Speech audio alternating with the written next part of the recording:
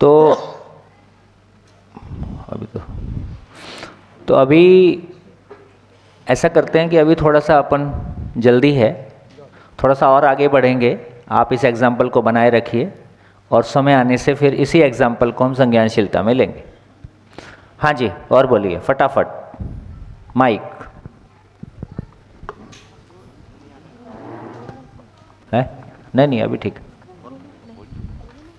पीछे लाइट कम है। बोलिए। जी सर, नमस्कार। तो सर हमने ये सीखा कि जीना जो है उसके लिए दो ही मूल प्रश्न है, क्यों जीना है और कैसे जीना है। और अगर इनके उत्तर मिलते हैं तो वही वास्तविक रूप में माता पिता और शिक्षक की क्वालिफिकेशन है। और ये इसको समझते हुए ये महसूस हुआ कि जो हम भाव है, जो एक हम इमेज बनाते हैं किसी की, उसके प्रति हमारे भाव आते हैं। और भाव जो हैं वो चेतना के लेवल पे, माइंड स्टेट के लेवल पे आते हैं। तो पिछले कुछ समय से 2 दिन से हमने इस पे काम किया है और उससे हमें ये लगता है कि बहुत सारी ट्रांसफॉर्मेशन अभी से चालू हो गई हैं। और उससे हमें समझ में आता है कि हम स्वयं पे बहुत ज़्यादा काम कर सकते हैं, जो कि हमारी एक मानव की खोज है, जो कि हमें जिज्ञासु बनाती है, जो हम विद्यार्थी के लेवल पर हम यहाँ पे पहुँच के काम कर पा रहे हैं। बढ़िया। इसके अलावा सर ये एक चीज़ और है कि मैंने जो पता लगा है कि मानव जो है वो सुखी पैदा नहीं होता, बनाया जाता है। तो आई थिंक, और ये प्लेटफॉर्म है जहाँ पे मैंने आके ये समझा है कि यहाँ पे हम बहुत ही लार्जर लेवल पे जो मानव है उसको हम यहाँ पे सुखी बना सकते हैं, क्योंकि समाधान की खोज में हर कोई है और समाधान ही है जो कि सुखी बनाता है, न कि समस्याएं हैं जो हमें जो है वो हमें दुख करती हैं, बल्कि समाधान न होना ही हमें दुख करता है। और समस्या का अगर समाधान है तो हम खुशी रह सकते हैं। तो ये हमें मिला है यहाँ से। तो thank you so much sir. शानदार। देखिए, यदि और ट्यूब हैं इसका मतलब ये भी जलेंगी, और यदि इस साइड में सीएस या यदि इस साइड में लाइट जली हैं तो उस साइड में भी जलेंगी, ऐसा होना चाहिए। और ये पीछे भी बंद हैं सारी, इन सबको जलाओ। अच्छा, और नहीं तो फिर थोड़ा सा मैकेनिक को बोलो, आज नहीं तो कल जलेगी। हाँ जी, बोलिए। भाव तो समझ में आया, जो सीन आता है उसके हिसाब से उसका भाव बनता है, अपने मस्तिष्क पे उसके भाव आते हैं। ये तो समझ में आया। थोड़ा माइक पास में जी। लक्ष्य समझ में नहीं आया। लक्ष्य सब कुछ होने के बाद में आगे जीने का लक्ष्य नहीं समझ में आया। नहीं, हाँ वो तो अभी करेंगे चर्चा जी करेंगे जी। लक्ष्य पे आज बात करेंगे जी जी। हाँ जी भैया, ये मेरा दूसरा परिचय शिविर है।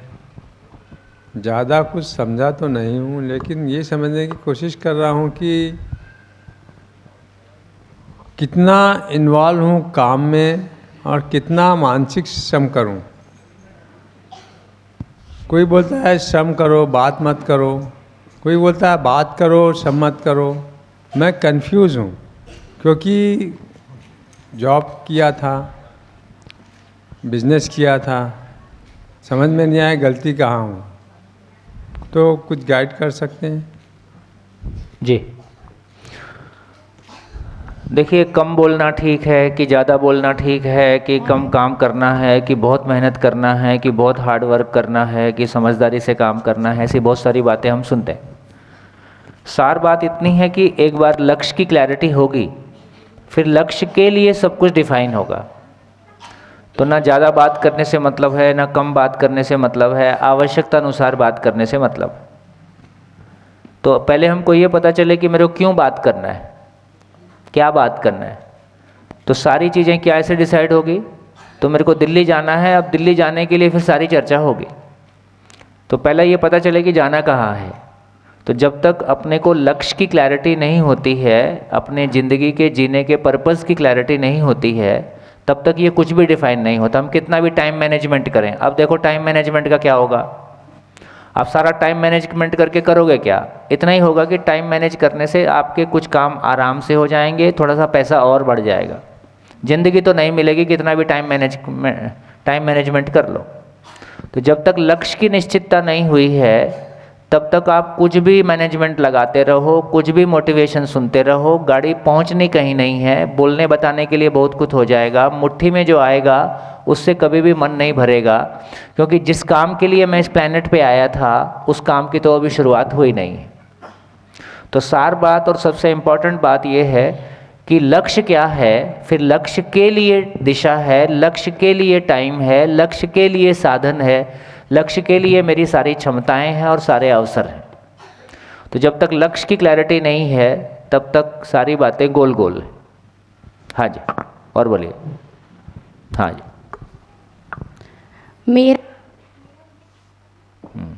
मेरा ये क्वेश्चन है कि 2 दिन की शिविर में हमें ये समझ में आया कि पर्पस होना जरूरी है। पर्पस कोई है, पर्पस कोई है, ये चीज़ होना चाहिए।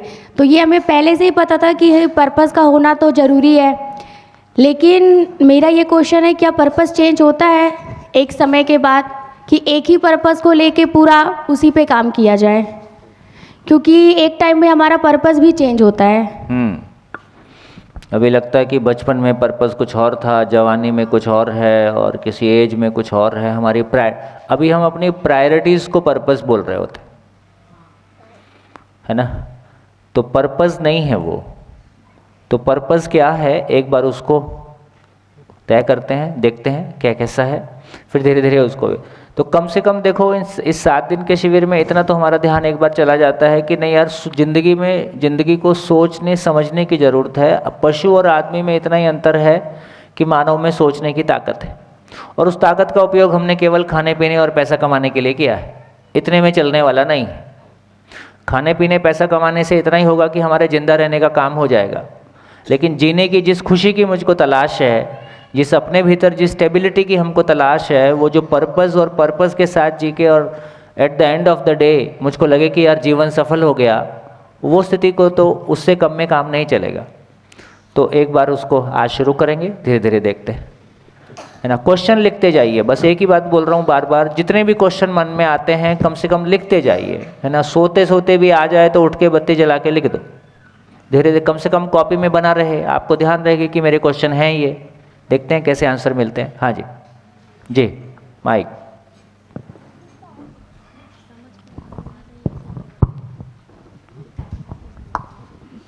ये 2 दिन में हमने सीखा कि परिवर्तनशीलता जो कि प्रकृति का नियम है, उसे हमें अपने विवेक से अपनाना होगा, और जो सामने जो है सो है उसको स्वीकारना होगा। जिससे देखिए इसमें ना ये कॉम्प्रोमाइज़ करना नहीं चलेगा। मानव का नेचर है, हम स्थिरता चाहते हैं कि अस्थिरता चाहते हैं, निश्चयता चाहते हैं कि लगातार अनिश्चित बने रहें ऐसा चाहते हैं, सुरक्षा चाहते हैं कि असुरक्षा चाहते हैं। तो ये समझ में आ गया कि हम स्टेबिलिटी चाहते हैं, लेकिन भौतिक संसार परिवर्तनशील है। अब मैं कैसे मान लूँ कि यार तुम परिवर्तनशील रहो और मैं स्टेबिलिटी चाहता हूँ? तो ये मानने से नहीं हो जाएगा। इसका मतलब है कि कोई चीज़ें हैं जो स्टेबल हैं ही। जब मैं उस स्टेबल वाली चीज़ों को पहचान लेता हूँ तो परिवर्तनशीलता से अपने को फ़र्क नहीं पड़ता है। मैं उसको समझ जाता हूँ कि हाँ ये भी ऐसे ही है, इससे मैं फिर वो मेरी परेशानी का कारण नहीं है ना। तो मैं जब तक मेरे पैर के नीचे की ज़मीन स्थिर नहीं है मैं परेशान रहूँगा। तो मेरे अभी जो मैंने परिवर्तनशील चीज़ों को ज़िंदगी माना है उसमें सब कुछ हिलता डुलता ही रहता है, जबकि मैं स्टेबिलिटी चाहता हूँ। तो कोई चीज़ें हैं जो स्टेबल हैं, वो मैंने पहचाना नहीं है, इसलिए मैं परेशान होता हूँ। तो उसको पहचानना होगा। जी आगे। स्टेबल भाव इधर सर। हाँ। स्टेबल भाव या स्टेबल विचार का मतलब ये है क्या क्या रोना नहीं है, हंसना नहीं है? नहीं, ऐसा नहीं बोल रहे हैं। रोना और हंसना से सवाल नहीं है। सवाल इस बात का है कि आप अक्षम साबित होना चाहते हो कि हमेशा सक्षम अपने आप को महसूस करना चाहते हो? आप कमज़ोर महसूस करना चाहते हो कि अपने आप को कॉम्पिटेंट फील करना चाहते हो? तो मैं किसी भी जगह में कमज़ोर साबित हूँ, कम साबित हूँ, ये मेरे को स्वीकार नहीं है। तो हर जगह में मैं कॉम्पिटेंट हो जाऊँ, योग्य हो जाऊँ, फिर हंसना रोना का क्या मतलब है? तो किसी की संवेदना में आपके आंख में आंसू आ जाएं, इसमें कोई बुरी बात नहीं है, लेकिन आप अपनी कमजोरी पे रहो, ये तो किसी को स्वीकार नहीं, ऐसा बोल रहा। हाँ जी, ये 2 दिन हाँ जी, 2 दिन का शिविर के जो मैं समझा, जो पहले से क्या हुआ, जो कोई प्रॉब्लम आएगा तो हम मन में दुख आ जाती है, ये प्रॉब्लम आ गया। तो अभी 2 दिन में ये पता चला जो प्रॉब्लम आएगा तो हम सुधारने जाएगा, प्रॉब्लम का अंदर ही हमारा सल्यूशन है। प्रॉब्लम जो हमारा सामने से मैं जो प्रॉब्लम हुआ उससे ही हम ढूंढा, प्रॉब्लम का सॉल्व करने का हमारा योग्यता हमारा अर्जन करना पड़ेगा। ये हमारा 2 दिन का ये अजम्पशन हुआ जो, एंड ये जो पहले एंड आप बोला जो परिवर्तनशील, ये पहले से इतना मालूम नहीं थे जे लाइफ परिवर्तनशील, वो मानना पड़ेगा। वो परिवर्तन जो हमारा दिल में जो बैठ जाती है जे परिवर्तनशील, तो सामने जो भी आएगा वो हमारा हिलता डुलता नहीं है, वो भी जैसे कल की चर्चा में ये आया कि भाई आदमी की ज़िंदगी में अपन ने चर्चा किया कितने प्रश्न हैं, आपने कहा अनंत प्रश्न है। यहाँ से आपको कहा गया कि भाई देखो 2 ही प्रश्न हैं, अब इसको हिला के देखो, ये नहीं हिलता है ना। इसका मतलब एक चीज़ मिल गई जो स्टेबल है। ऐसे ही हमको स्टेप बाय सारे अगले 5 दिन में स्टेबल चीज़ें मिलती जाएंगी। अब इसके बारे में मेरा भाव और विचार कैसा होगा, आदमी की ज़िंदगी में कितने प्रश्न हैं, इस बारे में मेरा भाव और विचार कैसा होगा। अब निश्चित है 2 ही हैं, मेरे पास उसके आंसर अभी नहीं है, लेकिन क्वेश्चन 2 ही हैं, मैंने दम लगा के देख लिया, और भी दम लगाते रहना। तो इस तरह से ज़िंदगी के एक एक पॉइंट पे हम देखते जाएंगे कि ये तो ऐसे ही है, ये तो ऐसे ही है, ये तो हिलता डुलता ही नहीं है। तो हम उन जगहों को पहचानने की कोशिश करेंगे जो स्टेबल है ही, निश्चित है ही। जब हम निश्चितता को पहचान लेते हैं तो परिवर्तनशीलता के साथ में जीने की जगह हमारी बन जाएगी, ऐसा। हाँ जी भैया, हाँ हाँ, मैं ये नहीं समझ पा रहा हूँ कि दुख हमारे द्वारा क्रिएट किए जाते हैं या दुख अपने आप आते हैं। मेरे फादर की डेथ 50 इयर्स की एज में हुई थी, मैं उस समय 10 साल की उम्र का था। उसके बाद वैसे परिस्थितियाँ ऐसी बनी कि मेरी पढ़ाई बिगड़ती गई। पढ़ाई में अच्छा था, आज भी हूँ, लेकिन समझ में नहीं पा रहा हूँ कि क्यों, कैसे बात बिगड़ी। जी देखिए, मैंने पहले भी कहा कि कुछ चीज़ें ऐसी हैं, ठीक है, हो गया, कुछ चीज़ें ऐसी हैं जो व्यक्तिगत लेवल पे हैंडल होंगी, कुछ चीज़ें हैं जो परिवार के स्तर की हैं, कुछ चीज़ें हैं जो समाज के स्तर की हैं, कुछ चीज़ें हैं जो व्यवस्था के स्तर की हैं।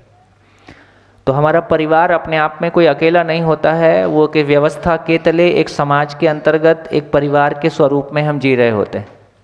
तो इसका मतलब है कि जब तक ये ढांचे अधूरे हैं, कोई ना कोई इसकी सज़ा हमको मिलती रहेगी। तो इसका एक ही मतलब है, और कोई भी दिन एक दिन में कोई चीज़ इवॉल्व नहीं हो रही है ना। आज हम कम से कम इस बात की चिंता नहीं कर रहे हैं कि शाम को खाना खाने मिलेगा कि नहीं मिलेगा। तो बहुत सारी चीज़ें हम सब ने मेहनत करके, आज जितने गैजेट्स हम यूज़ कर रहे हैं सारे हमारे बनाए हुए हैं क्या? लेकिन हम सारी चीज़ें यूज़ तो करते हैं। इसका मतलब है कि मानवता का कोई लाभ हम सबको मिलता है, और यदि मानवता में कोई कमी है उसको भी हम सबको भोगना होता है, ताकि उसकी हम तैयारी करें कि कल आने वाली पीढ़ियों को ना भोगना पड़े। तो इसका मतलब है हमारी प्रॉब्लम इतनी है कि मैं, मेरे बीवी बच्चे, मैं अपने परिवार की सीमा से आगे नहीं सोच पाता हूँ, जबकि चाहता सब कुछ हूँ। तो ये जो समाज नाम की चीज़ है, ये मंगल ग्रह के लोग आगे बनाएंगे कि हमको आपको बनाना है? आज यदि स्कूलिंग की ज़रूरत है तो आप अपने बच्चे के लिए, आपके पास पैसा है, स्कूल, आप अपने बच्चे के लिए स्कूल क्रिएट नहीं कर सकते इसका। और जबकि आपके बच्चे का रोज़ 6 घंटे का समय किसी स्कूल में लगेगा, और यदि स्कूल में क्वालिटी नहीं है तो आप पैसा दे के क्वालिटी नहीं ला सकते। इसका मतलब है कि स्कूल में क्वालिटी आएगी, ये किसकी जिम्मेदारी है? हमको, आपको तो पैसे के अलावा कुछ सोचने की फुर्सत नहीं है, और जाके स्कूल वाले से लड़के आएंगे, हम तो पैसा दे रहे हैं, तुम क्वालिटी की बात नहीं कर रहे। तो इसका मतलब है कि सही अर्थों में एक मानव के जैसा हमको सोचना नहीं आया है। इस पढ़ाई लिखाई ने हमको मानव के जैसा सोचने की ताकत नहीं दिया है। तो इसका मतलब है जो बात इन्होंने कही, यदि किसी के पापा जल्दी छोटी एज में गुजर गए तो ये किसकी जिम्मेदारी है उसके बाद उस परिवार को संभाले? या तो जॉइंट फैमिली की जिम्मेदारी है, जॉइंट फैमिली नहीं है तो समाज की जिम्मेदारी है, समाज नहीं है तो व्यवस्था की जिम्मेदारी है। अभी ना व्यवस्था में दम है, ना समाज में दम है, ना कुटुंब टूट गया तो कौन संभालेगा? कोई ना कोई झेलेगा। हमने झेला, आगे वाली पीढ़ियां ना झेलें उसके लिए कुछ करो, इतना ही बनता है। भैया जैसे किसी ने अपने जीवन का पर्पज बनाया है कि हमें समाज सेवा करनी, बनाना बनाना कुछ नहीं होता है, पर्पस पहले से तय है, उसको समझना होता है, आप बनाते रहो। नहीं जैसे उसने वो कर दिया, चालू हो गया वो, हाँ, ऐसा कुछ निकलता नहीं है उसमें फाइनली, यही समझ में आता है यार इससे कुछ निकला नहीं। मैंने कहा ना, जिंदगी का बड़ा हिस्सा है जो केवल इसमें चला जाता है, ये भी नहीं, ये भी नहीं, ये भी देख लिया, ये भी देख लिया, ये भी, तब तक जिंदगी की शाम हो जाती, हाथ कुछ नहीं आएगा। तो इसका मतलब है करके समझना है कि समझ के करना है? समझ के करना है। ये सारी बातें करने का साहस इसलिए आ गया कि कोई मेरा छोटा भाई है, कज़िन है, दिल्ली में एक संस्थान शुरू किया है, दिल्ली में बहुत सारा काम होता है, तो उसको को थोड़ा सा मजाक करने की आदत है। तो एक दिन वो बोलता है, ये बाबा ने ना एग्जिस्टेंस का पेपर लीक कर दिया है।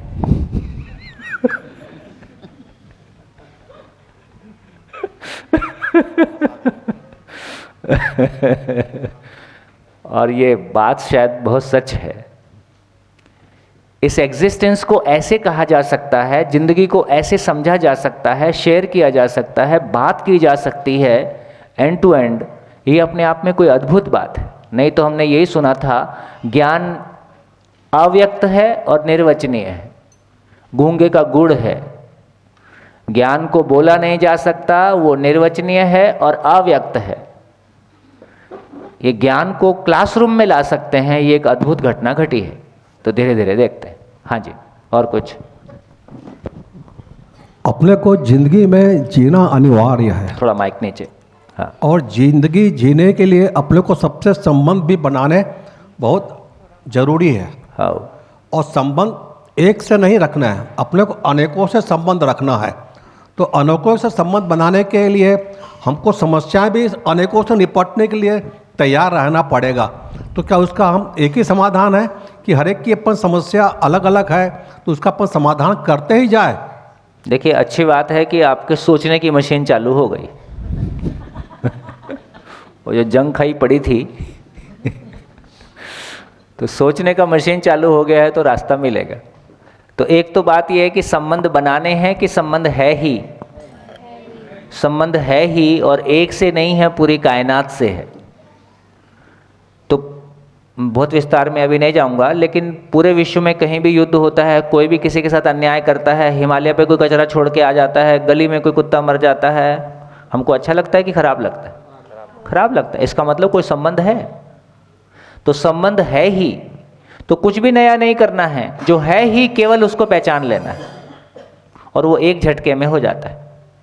ये अलग अलग बहुत सारा दिखाई देता है, होता एक झटके में है। मतलब एक झटका मतलब एक साधे सब सधे वाली कहानी है। धीरे धीरे खोलेंगे जी। कल अगर हमारा भाव स्थिर हो जाएगा तब तो फैमिली का कॉन्सेप्ट ही खत्म हो जाएगा, ये देखो, क्योंकि सभी फैमिली मेंबर जैसे हो जाएंगे ना। ये पढ़ने लिखने से ऐसे ही हो जाता है। ये देखो, कौन सा लॉजिक लगाया? अरे अगर मेरा भाव सबके लिए भाव, पहले भाव शब्द है, अभी भाव के मीनिंग में नहीं जा रहे हो, भाव के मीनिंग में जाओ। तुम्हारे भीतर स्वयं के प्रति विश्वास और उसकी निरंतरता बनी रहती है। कोई असुरक्षा, कोई इनसिक्योरिटी, कोई कॉम्प्लेक्स, कोई ईगो, कोई अहंकार जैसा नहीं रहता है। आपके भीतर अपने लिए स्वीकार भाव बना रहता है। आपके भीतर अपने परिवार के मित्रों के साथ भी स्वीकार भाव बना रहता है। ये आपको स्वीकार होगा कि नहीं, उनको स्वीकार होगा कि नहीं, इसमें मोनोटोनस हो जाएगा कि एक दूसरे के साथ सुख सागर हमेशा बना रहेगा और एक दूसरे के लिए हम हेल्पिंग हैंड हमेशा एक्सटेंड करते रहेंगे और मिलके दूसरों के लिए भी कुछ अच्छा सोचेंगे, क्योंकि ये तो अनलिमिटेड ताकत है, तो रुकती नहीं है ना। तो इसका मतलब है हम बहुत मिठास से भर जाएंगे, हम दुनिया के लिए कुछ बेहतर सोच पाएंगे, हम दुनिया के लिए कुछ बेहतर कर पाएंगे। अभी की स्थिति कैसी है, मुझको क्या मिलेगा, और फिर मेरी स्थिति कैसी होगी, मैं क्या दे सकता हूँ। अभी तो हम सबके हाथ में कटोरा होता है, मेरे को क्या मिलेगा। ये कटोरा कब तक रहेगा भाई? 20-25 साल तक ये कटोरा हाथ में रहे तो ठीक लगता है, तब तक मैं विद्यार्थी हूँ, पाना चाहता हूँ। किसी उम्र के बाद तो मैं देने के लायक हो जाता हूँ। मानव पाने में सुख पाएगा कि देने में सुख पाएगा? वो देने में सुख पाता है, बांटने में सुख पाता है। तो क्या मेरे पास ऐसा है जो मैं संसार के लिए उपयोगी? इस पेन कल भी कहा था, इस पेन की उपयोगिता क्या है? लिखना। इसकी कोई उपयोगिता है? और नहीं लिखेगा तो क्या करेगा? डस्टबिन में जाएगा। पूछिए अपने आप से, मेरी उपयोगिता क्या है? इस संसार में नहीं रहूं तो क्या फर्क पड़ता है? इस संसार में आप नहीं रहेंगे तो इस संसार को कोई फर्क पड़ेगा? नहीं पड़ेगा। नहीं पड़ेगा तो आप 60 किलो के बायोमास हैं, इस धरती के साधन कंज्यूम कर रहे हैं, और कितने साल कंज्यूम करेंगे पता नहीं। जल्दी चले जाओ भाई। और क्या, कीमती साधन है। तो इसका मतलब है कि यदि कोई किसी को सैलरी देता है, एक कंपनी किसी व्यक्ति को सैलरी देती है, उससे कोई काम की अपेक्षा रखे कि नहीं रखे? रखे। इस धरती का इतना सारा साधन आप कंज्यूम कर रहे हो, कर क्या रहे हो? लगातार ले रहे हैं, दे क्या रहे हैं? कंट्रीब्यूट क्या कर रहे हैं? तो यही तो देखो, एक लाइन में अभी थोड़े अपन प्री मैच्योर हैं। जितना मैंने संसार से लिया उससे ज्यादा मैंने दिया, इसका नाम खुशी है, इसका नाम सम्मान है। जितना मैंने संसार से लिया उससे कम दिया, इसका मतलब चित्त का भारीपन है। ये मैं वजन लिए घूमते रहता हूं, है ना? तो कभी भी कम लिया ज्यादा दिया, यही मानव की खुशी है, यही मानव का सम्मान है, यही मानव की समृद्धि है। इसी स्थिति में पहुंचे क्योंकि मानव की कंजम्पशन बहुत कम है, प्रोडक्टिविटी बहुत ज़्यादा है, इसलिए ये इक्वेशन हमेशा बना ही रहेगा। धीरे से इसको और आगे बढ़ाएंगे भैया। बढ़िया। हाँ जी। और भैया, हाँ कहाँ हो? हाँ, मैं ये पूछना चाहती हूँ कि जैसे मैं किसी के प्रति ईर्ष्या द्वेष ये भावना रखती हूँ, तो ये कहीं तक ये कारण है क्या कि मैं अपने प्रति भी वो चीज़ रखती हूँ, इसलिए वो सामने के प्रति बिल्कुल ऐसा ही है, बिल्कुल ऐसा ही है। हमारा हर व्यवहार अपनी स्थिति का सूत्र है, जो जिसके पास है वह उसको बांटेगा ही। कोई व्यक्ति ईर्ष्या द्वेष बांट रहा है, इसका मतलब है कि वो खुद को भी प्यार नहीं करता है। जो खुद को प्यार करेगा वो दूसरों को प्यार ही बांट पाएगा। आप खुद के प्रति भी ईर्ष्या द्वेष, खुद के प्रति भी नेगेटिविटी से भरे हुए हो, इसलिए आप दूसरों के प्रति भी ऐसे ही करते हो। ये अलग अलग है नहीं, एक ही है। जो जिस चीज को बांट रहा है मतलब उसका ड्रम उससे भरा हुआ है, सिंपल। कोई बहुत दिखावा करता है, इसका मतलब बेचारा भीतर से खाली है। जो जिस चीज का दिखावा करता है उस चीज के मामले में खाली है, क्योंकि उसको लगता है कि ऐसा करने से मैं भर जाऊंगा। बढ़िया। भैया ये पूछ रहा हूँ कि चीज़ें थोड़ी कॉन्ट्राडिक्ट कर रही हैं अभी, है? कॉन्ट्राडिक्ट कर रही हैं चीज़ें। कॉन्ट्राडिक्ट कर रही हैं जी जी। जैसे अभी आपने कहा कि भाई कहीं पे भी संसार में कोई घटना होती है तो उससे दुख पहुंचता है, ऑब्वियसली पहुंचता ही है, चाहे एक पशु को हो चाहे एक मनुष्य को हो। लेकिन क्या हम ये जैसा कहा गया कि जो जैसा है उसे वैसा एक्सेप्ट कर लीजिए कि भाई ये घटना हो रही है तो हो रही है, तो फिर तो मुझे ना उसके दुख से कोई मतलब हुआ। संवेदनहीन व्यक्ति ऐसा है कि कुछ भी होता रहे, मेरा सुख मेरी सफलता बनी रहे, ये संवेदनहीन। संवेदनशील बोलता है कि चल मिलके साथ में रोएंगे, क्योंकि मेरे को आपका दुख भी महसूस होने लगा है और कुछ साधन से कोई मदद कर सकता हूँ। संज्ञानशील कहेगा कि वो घटना किस नियम से घटी वो भी समझ में आ रहा है, तुम्हारे प्रति संवेदना भी है और जिम्मेदारी भी है, और कैसे सॉल्यूशन की ओर चलें, चलो इसकी बात करेंगे। इतना फर्क रहता है। रोने गाने से काम नहीं चलेगा, सॉल्यूशन होगा तो ही काम चलेगा। आगे चलते हैं। हाँ जी। नमस्ते भैया, मेरा नाम दुर्गा शंकर है, मैं उड़ीसा से हूँ। कल जैसे बात हुआ, एक चीज़ तो समझ में आया कि गलती से हम सीखते नहीं हैं, तो उसका आपने अच्छा लॉजिक भी दिया कि गलती से अगर हम सीखते हैं तो शायद ये धरती एक मतलब हम सब जागृत होते समय के साथ, ना कि भ्रमित अवस्था में जाते और इतने अपने व्यक्तिगत जीवन में हो या पूरे समाज में इतने उथल पुथल नहीं होते। बट क्या ये भी एक सही है कि जब हम गलती करते हैं तो कहीं ना कहीं हमारे अंदर सही खोजने के रास्ता के तरफ हम आगे बढ़ते हैं कि अगर कोई हमें गलती नहीं, मतलब जो भी चीज़ें हम कर रहे हैं उससे अगर हमें दुख मिल रहा है तो हम कोई सही के परंपरा या सही कहाँ से मुझे मिलेगा, कहाँ से मुझे वो मार्गदर्शन मिलेगा जिससे मैं वो गलती ना करूं या भूल ना करूं, उस दिशा पे हम ज़्यादा हमारा तीव्र इच्छा बढ़ता है। अगर हिस्टोरिकली हम देखें सम्राट अशोक का, तो वो जैसे उन्होंने युद्ध के बाद उनका बौद्धिज्म के तरफ उनका आकर्षण बढ़ा, उस तरह आज भी बहुत लोग बहुत सारे अल्टरनेटिव फिलोसॉफी के ऊपर मतलब सर्च कर रहे हैं और उसके लिए उसके प्रयास में हैं और वो ढूंढ रहे हैं। शायद उस प्रयास में मैं भी इस शिविर में या जीवन विद्या से कुछ दिनों से जुड़ा हुआ हूँ। क्या ये सही है?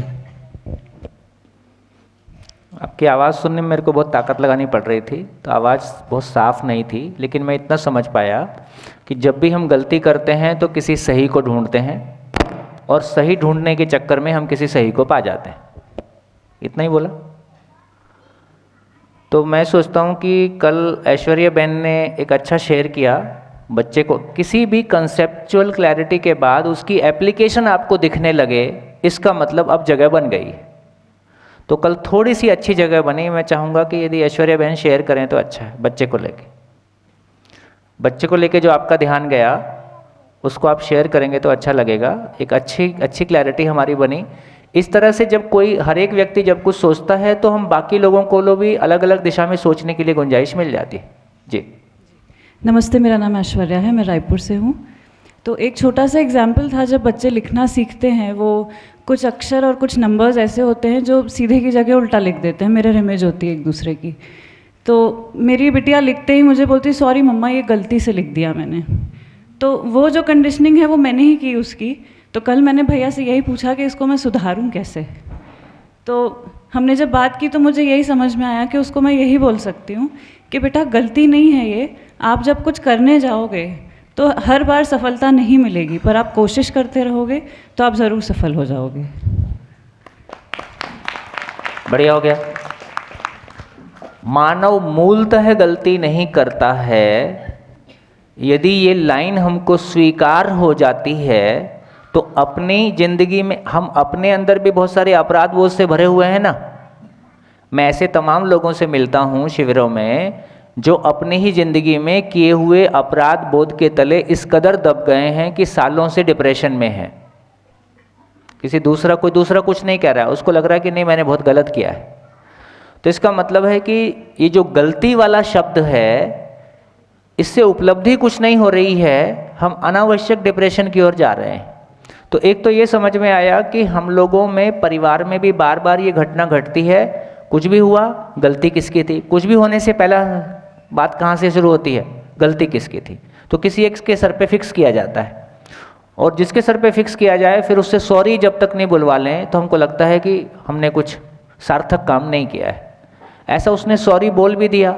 सॉरी बोलने से गलती ठीक होती है क्या? अब मेरे को लगता है कि हम दूसरी बात कर सकते हैं। विचार लाइन में लगाने से चप्पल लाइन में लगेगी कि चप्पल लाइन में लगाने से विचार लाइन में लगेंगे? तो विचार व्यवस्थित हो जाएंगे तो फिर चप्पल भी व्यवस्थित हो जाएगी, घर भी व्यवस्थित हो जाएगा, हमारा व्यवहार भी व्यवस्थित हो जाएगा। और यदि विचार ही व्यवस्थित नहीं है तो मैं किसी के भयवश कोई गलती उसके सामने नहीं करूँगा, लेकिन बाकी समय तो सब कुछ करूँगा, कुछ और भी करूँगा। तो अभी हमारे जिस तरह के सारे प्रयास हैं वो विचार को लाइन में लगाने के प्रयास है कि चप्पल को लाइन में लगाने के प्रयास हैं? हम चप्पल लाइन में लगा रहे हैं। ये मत करो, ये मत करो, ऐसा करना ठीक नहीं है, सॉरी बोलो, तुमसे गलती हुई है ना, सुबह 4 बजे उठना चाहिए, ऐसा व्यवहार करना चाहिए, नमस्ते करो, ऐसा करो, वैसा करो। क्या कर रहे? सारे उपदेश क्या हैं? मैक्सिमम उपदेश चप्पल लाइन में लगाने का प्रयास है।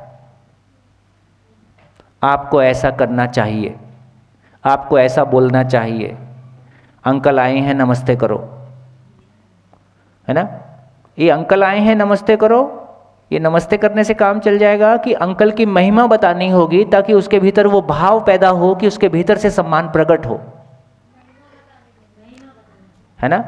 बच्चे के 94% आए, 99% आ गए, हमने बताया देखो मेरे बच्चे के 99% आए हैं। अच्छा तुम्हारे 99% आए हैं, बच्चे का ध्यान किस बात पे चला गया? 99% आने से सम्मान मिलता है। अब ये उसके अहंकार में बदल गया। बोलना क्या था? तुम्हारे 99% कैसे आए? तो उसका ध्यान प्रक्रिया पे जाएगा। प्रक्रिया पे एक जगह ध्यान जाएगा तो सब जगह ध्यान जाएगा। तो इसका मतलब है हम अच्छा दिखने की कोशिश कर रहे हैं कि अच्छा होने की कोशिश कर रहे हैं? हम मैक्सिमम टाइम अच्छा दिखने की कोशिश करते हैं और भीतर की हालत बिल्कुल कुछ और है। बाहर से हम बहुत अपने आप को प्रेजेंटेबल बनाए हुए हैं। इससे काम नहीं चल रहा है। तो मैं होने के लिए क्या प्रयास करूं? तो होना समझ में आएगा तो होने के लिए प्रयास करूंगा। अभी जब होना समझ में नहीं आ रहा है तो बाय डिफ़ॉल्ट मैं दिखने का प्रयास करूंगा।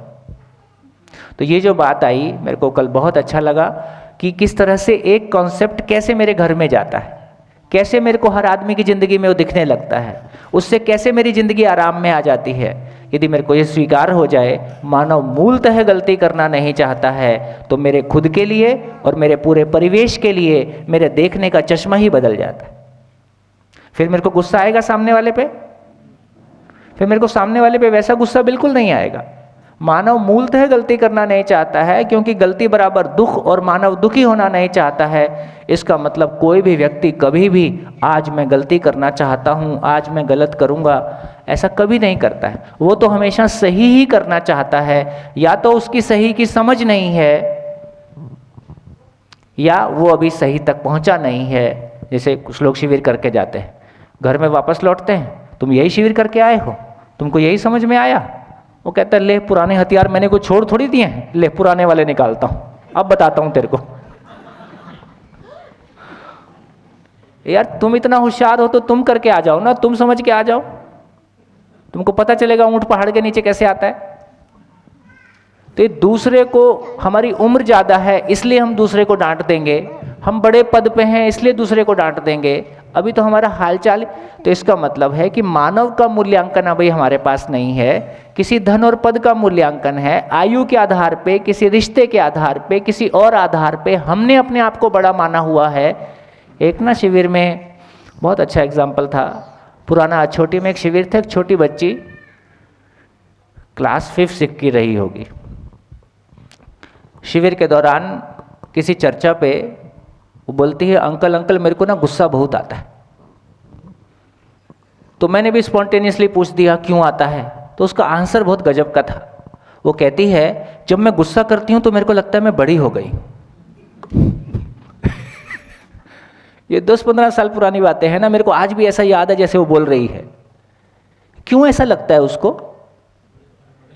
हमारे घर में बड़े आदमी का बड़े आदमी की क्या लक्षण है? जो सबको डांटता रहे। अरे बड़े आदमी का लक्षण सबको डांटते रहना है कि बड़े आदमी का मतलब एक श्रेष्ठ आचरण के साथ में जीते हुए दूसरे को श्रेष्ठ बनने का रास्ता प्रशस्त करना है?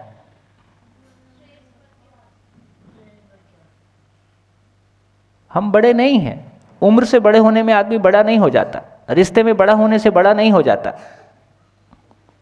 तो इसका मतलब है कि जब भी मैं गलती करता हूं तो इसका इतना ही मतलब है कि या तो सही मेरी समझ में, इसलिए कहा दुख क्या है? गलती का, नियम को ना समझने का नाम दुख है, किसी व्यवस्था को ना समझने का नाम दुख है, किसी नियम को ना समझने का नाम दुख है।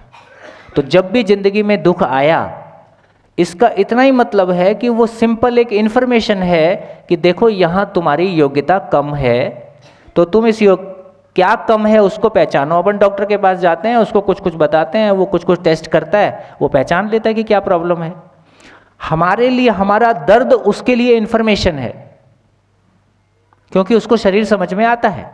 तो जिस दिन हमको अपना मन समझ में आएगा, अपने भाव और विचार की दुनिया समझ में आएगी, उस दिन जो कुछ भी हो रहा है मैं उस प्रक्रिया को पहचान पाऊंगा और फिर मैं दुखी नहीं होऊंगा। एक बहुत बढ़िया बात शेयर कर देता हूं, आपका ध्यान चला जाए। देखो, किसी चीज़ को सुनने के पहले ना हमारी दृष्टि विकसित होना बहुत ज़रूरी है। हमारी दृष्टि बन जाएगी तो शायद हो सकता है हम चीज़ों को अलग तरीके से देखेंगे। एक बढ़िया एग्जाम्पल शेयर करता हूँ। कुछ महीने पुरानी बात है, सुबह मैं नाश्ते की टेबल पे बैठा बैठा सोच रहा था, ये सृष्टि इतनी पूर्ण है, इतनी अद्भुत है, तो इस पे मानव की जागृति का रास्ता इतने दुख से होके क्यों जाता है? बात समझ में आई? यदि ये सृष्टि इतनी पूर्ण है और इतनी अद्भुत है, तो ये मानव भी आराम से जागृत क्यों नहीं होता है? उसकी समझदारी आराम से क्यों नहीं आ जाती है? वो इतने दुख से होके क्यों गुजरता है? ऐसा मैं सोच रहा था। उन्हीं दिनों मैंने कुछ दिन पहले घर में एक फिल्म देखी टीवी पे, वो गुड न्यूज़। कितने लोगों ने देखी? काफ़ी लोगों ने देखी। तो उसमें एक माँ को बच्चा होता है, तो पूरी फिल्म एक डिलीवरी के दौरान माँ क्या क्या चीज़ से गुजर रही है, इस टाइप की कुछ फिल्म थी। तो उस फिल्म को देखते देखते मेरा बड़ा ध्यान चला गया।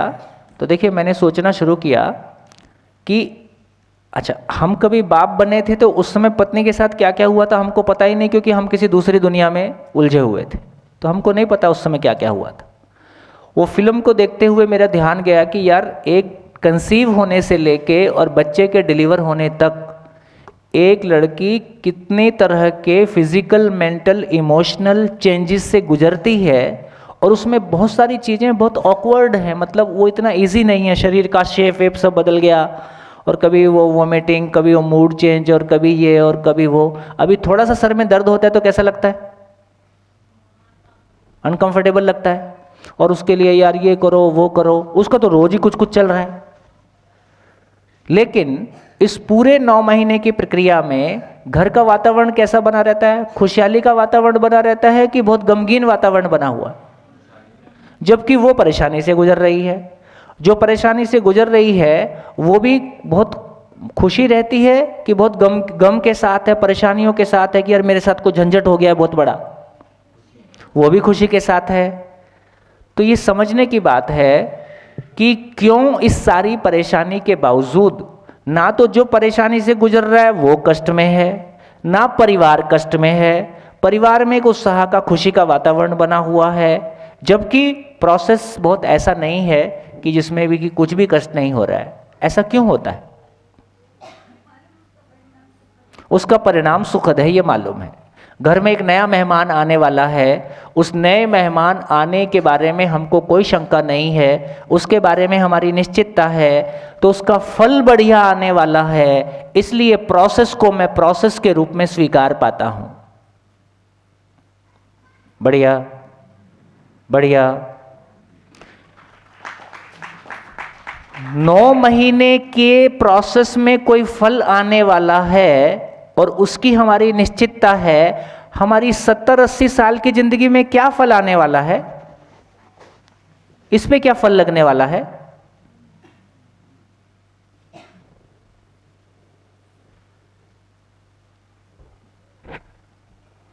क्यों जिंदा हो?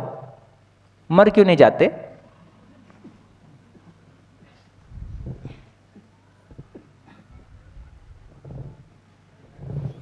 इस पे क्या फल लगेगा? क्या चीज का इंतजार कर रहे?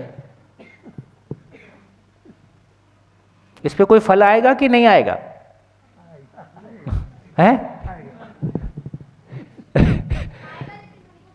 आएगा, लेकिन हमको पता नहीं है। ये पांचवी क्लास का ठीक है। आएगा लेकिन हमको पता नहीं है।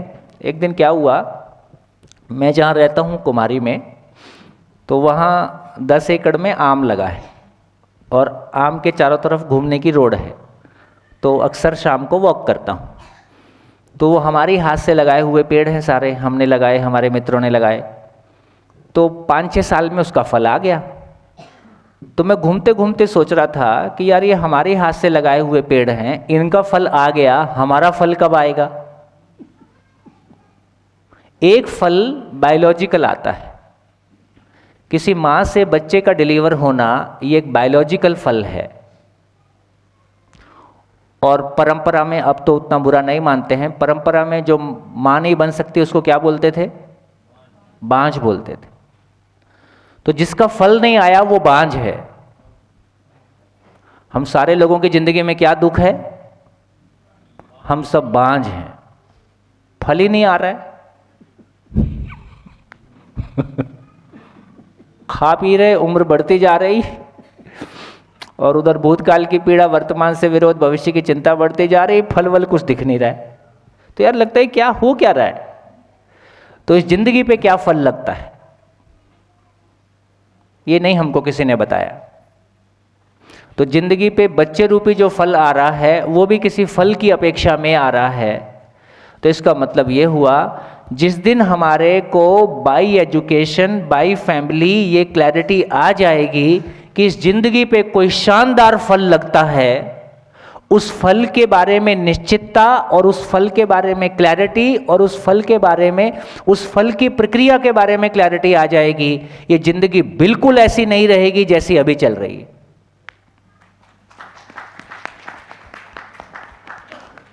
इस जिंदगी पे कोई बड़ा फल लगता है, उस बड़े फल के बारे में हमको नहीं पता है। उस बड़ा फल का कल जो चर्चा में आया UHS है ना, यूनिवर्सल ह्यूमन स्टैंडर्ड्स, तो मानव की भी कोई गुणवत्ता होती है। इस गुणवत्ता को, सारी मानव की गुणवत्ता उसके शरीर की गुणवत्ता है कि उसके भाव और विचार की गुणवत्ता है? उसके भाव और विचार की गुणवत्ता है। ये भाव और विचार की गुणवत्ता ही मेरा सुख है। इस सुख की निरंतरता को पाने के लिए मैं इस शरीर यात्रा को चलाता हूं, मैं इतनी सारी मेहनत करता हूं। अब कोई फर्क नहीं पड़ता कि कोई गाय चराए, कि भैंस चराए, कि फैक्ट्री चलाए, कि देश चलाए, यदि अपने में गुणात्मक परिवर्तन नहीं होता है तो सब कुछ मजदूरी है, बेगारी है। बेगारी क्या होता है? हम मेहनत करते हैं, फल कुछ नहीं मिलता है। तो मैं कुछ भी करूं, मैं किचन चलाऊं, कि मैं घर चलाऊं, कि मैं फैक्ट्री चलाऊं, कि मैं गाय चलाऊं, कि मैं खेत चलाऊं, कुछ भी करूं, कुछ भी करते हुए हमारा एक ही पर्पस है कि मेरी जिंदगी में गुणात्मक परिवर्तन आता है, क्वालिटेटिव चेंज आता है, मेरे भाव और विचार की स्थिति में वो स्टेबिलिटी आती है, मेरे व्यक्तित्व में वो स्टेबिलिटी आती है। तो यही मेरी कमाई है और ये वो कमाई है जो साथ जाती है। अपन उस कमाई के चक्कर में लगे रहे जो इधर ही रहती है ना। तो आदमी, मैंने कल भी कहा था, ना खाली हाथ आता है ना खाली हाथ जाता है। वो उस अपने भीतर की इस खुशी की झोली को भर के जाना चाहता है। कोई खुशी का, कोई निरंतर सुख, या उसको नाम जो भी दे दें, कोई वो फल आदमी की जिंदगी में लगता है।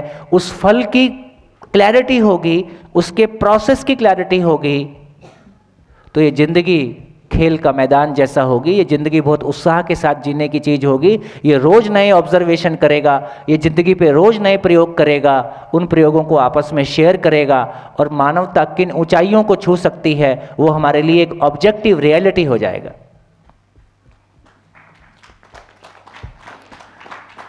ये हो सकता है, ये बिल्कुल मुश्किल काम नहीं है ना।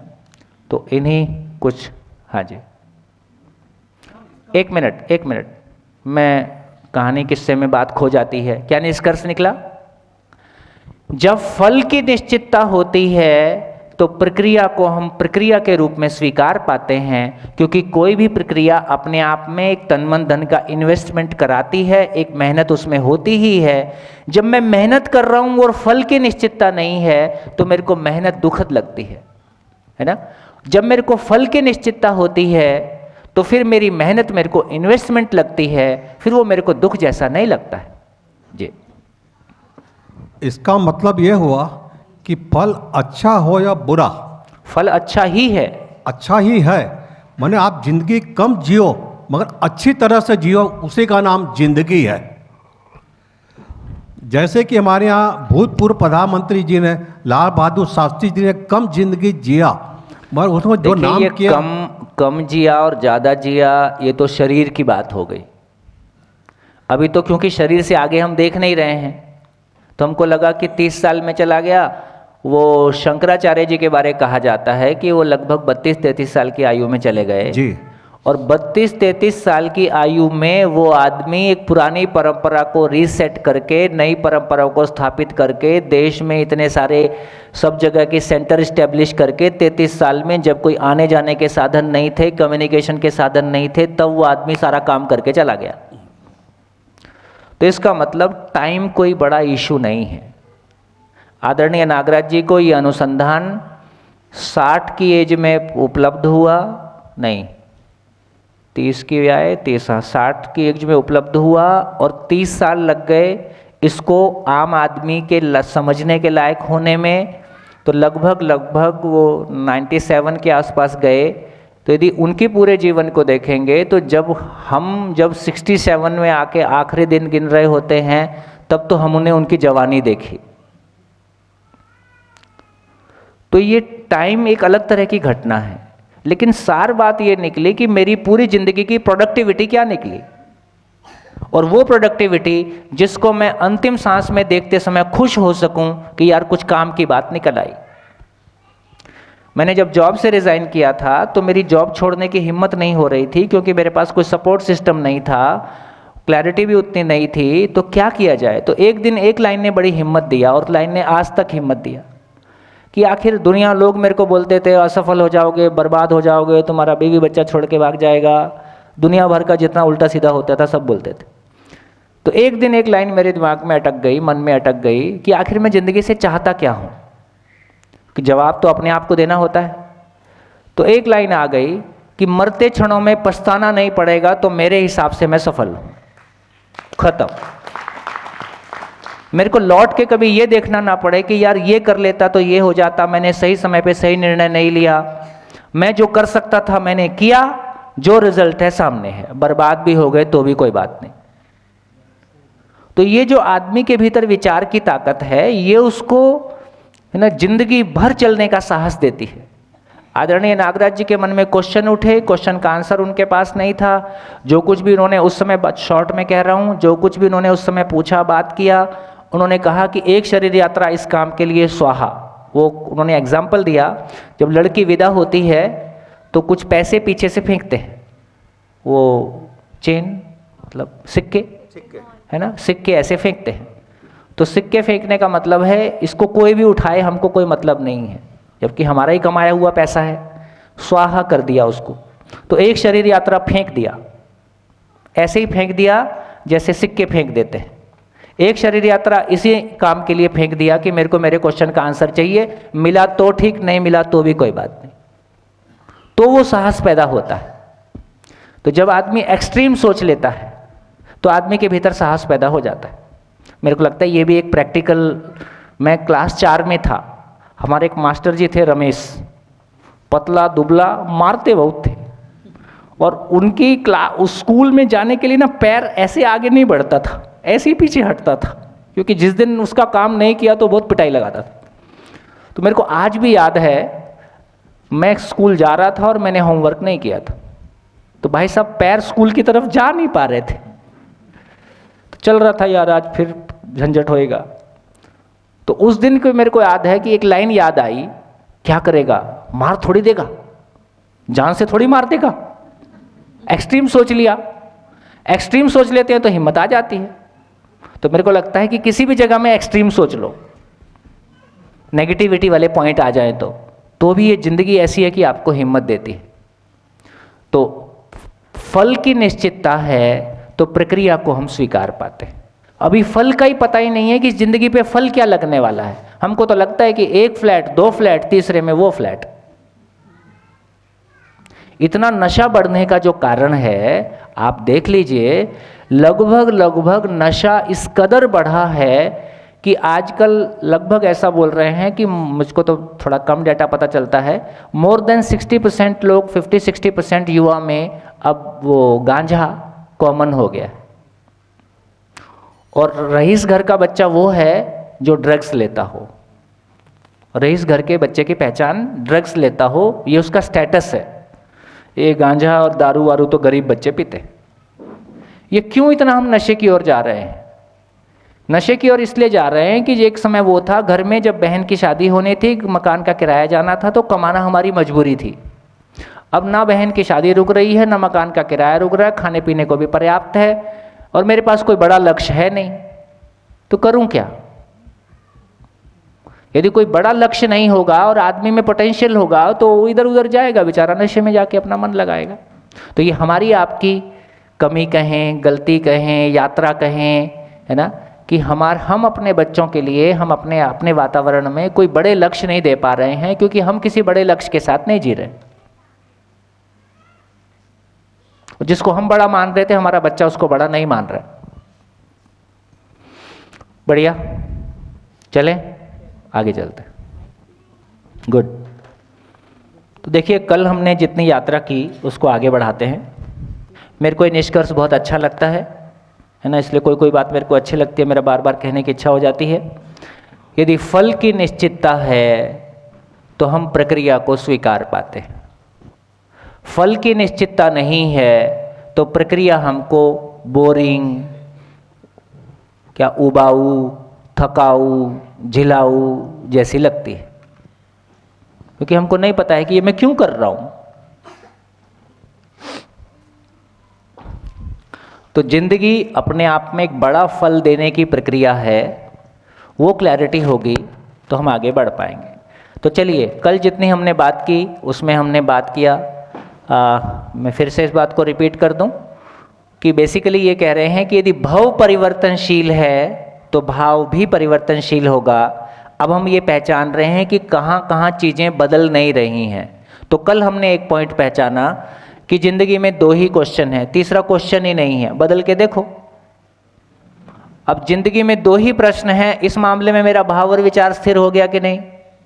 इस मामले में नहीं बदलेगा। अब तो धीरे धीरे हम एक एक जगह पहचानते जाएंगे, जब भाव और विचार, हम ऐसी चीज़ों को पहचानते जाएंगे जो कभी नहीं बदलती। तो हमने कल एक चीज़ को पहचाना, आज हम काम शुरू करते हैं कि क्यों जीना है।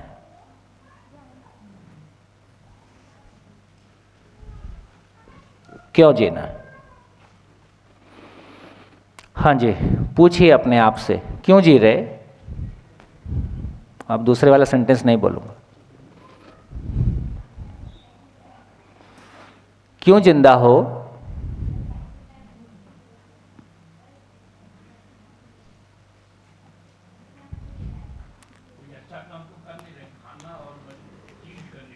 हाँ, चिल करने के लिए जी रहे। मर नहीं सकते इसलिए जी रहे। हाँ जी, क्यों जी रहे?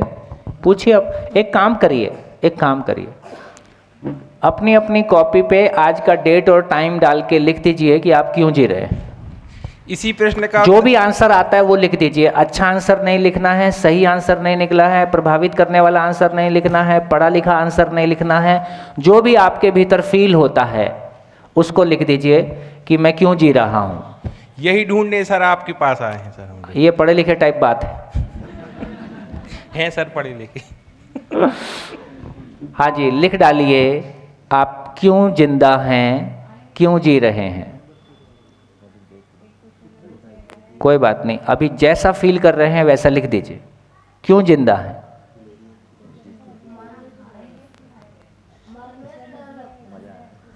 कितनी उम्र है?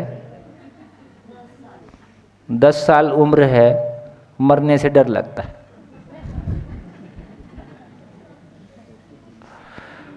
हाँ जी, लिख दिया। डेट और टाइम दोनों डालना, डेट टाइम जगह तीनों।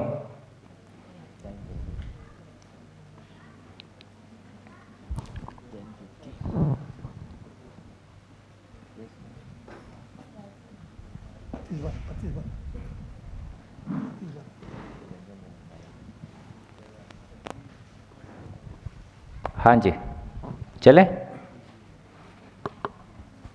चलिए।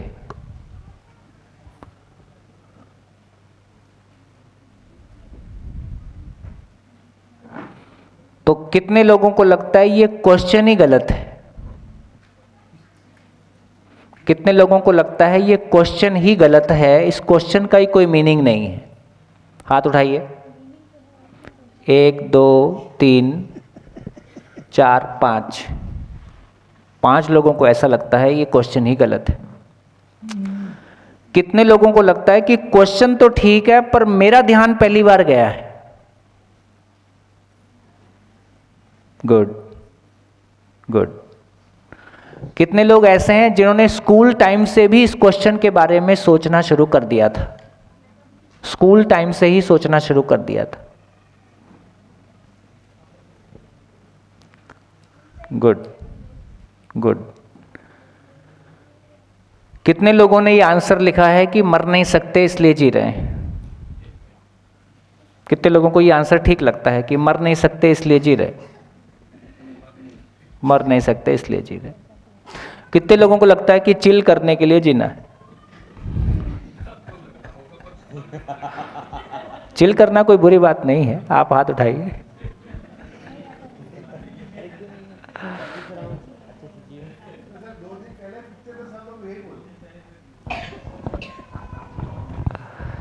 कितने लोगों ने लिखा है कि परिवार के लिए जी रहे हैं? हाँ, और परिवार यही कह रहा है मम्मा 10 दिन के लिए कहीं चली जाओ, मैं जीना चाहती हूँ।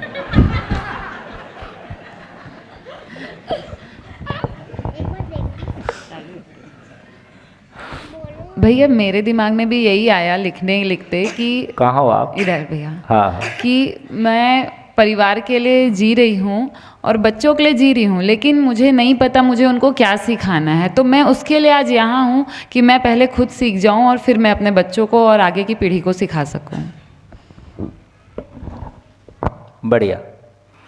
जितना मैंने बोला इससे भिन्न आपने कुछ लिखा हो तो आप बोल दीजिए। माइक उठाइए, बोलिए।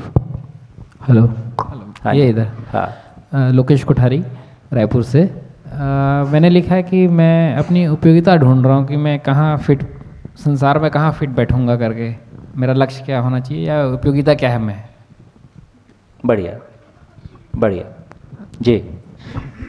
मुझे एक चीज़ बतानी है। मैंने लिखा है कि खुशी की निरंतरता मतलब कंटिन्यूअस खुशी पाने की चाह में जी रहे कि एक टाइम ऐसा आएगा जब पूरे टाइम के लिए खुश हो जाओगे और आसपास का माहौल भी सब सुंदर और सब हैप्पी हैप्पी दिखेगा। शुभकामनाएं। हाँ जी। और हाँ जी, माइक माइक।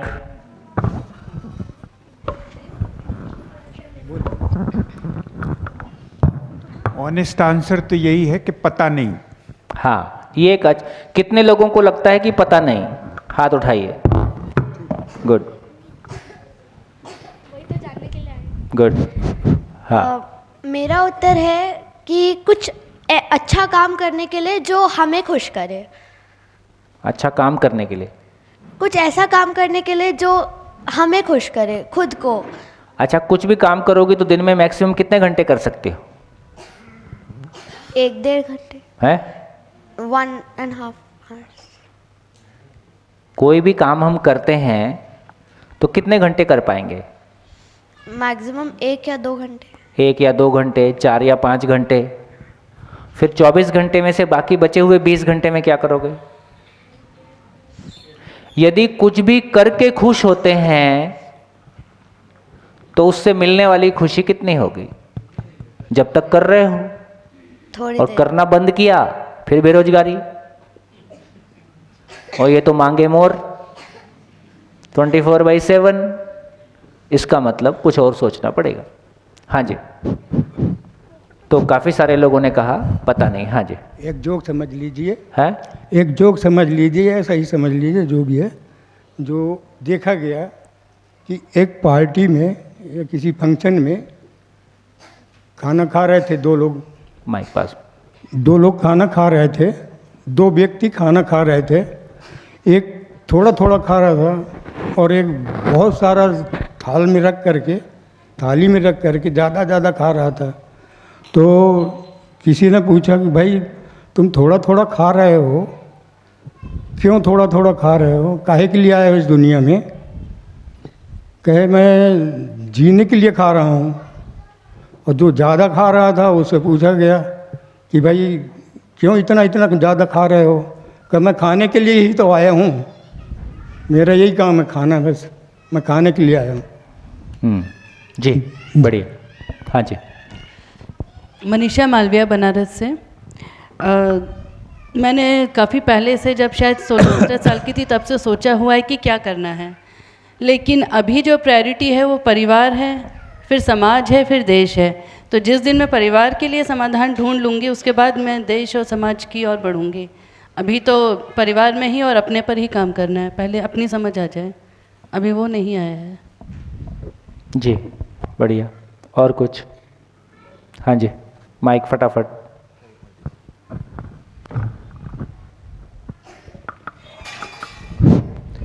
मैं विलास वरुड़कर भोपाल से। परिवार के लिए तो लिखा ही मैंने कि परिवार के लिए कमाने के लिए जी रहा हूँ। दूसरा, मैं ऑलरेडी एक शिक्षक हूँ, तो मुझे लगा कि मैं समाज में शिक्षा के प्रसार के लिए भी काम कर रहा हूँ ऑलरेडी। ऐसी मेरी मान्यता है कि शायद मुझे थोड़ा ज़्यादा आता है, तो मैं बता पा रहा हूँ लोगों को। तो मैंने ये भी एक लिखा कि समाज में शिक्षा के प्रसार के लिए। Thank you. जी हाँ जी। जी वो भी शिक्षक हैं और मैं भी शिक्षक हूँ, तो उनका आंसर थोड़ा सा आगे होगा।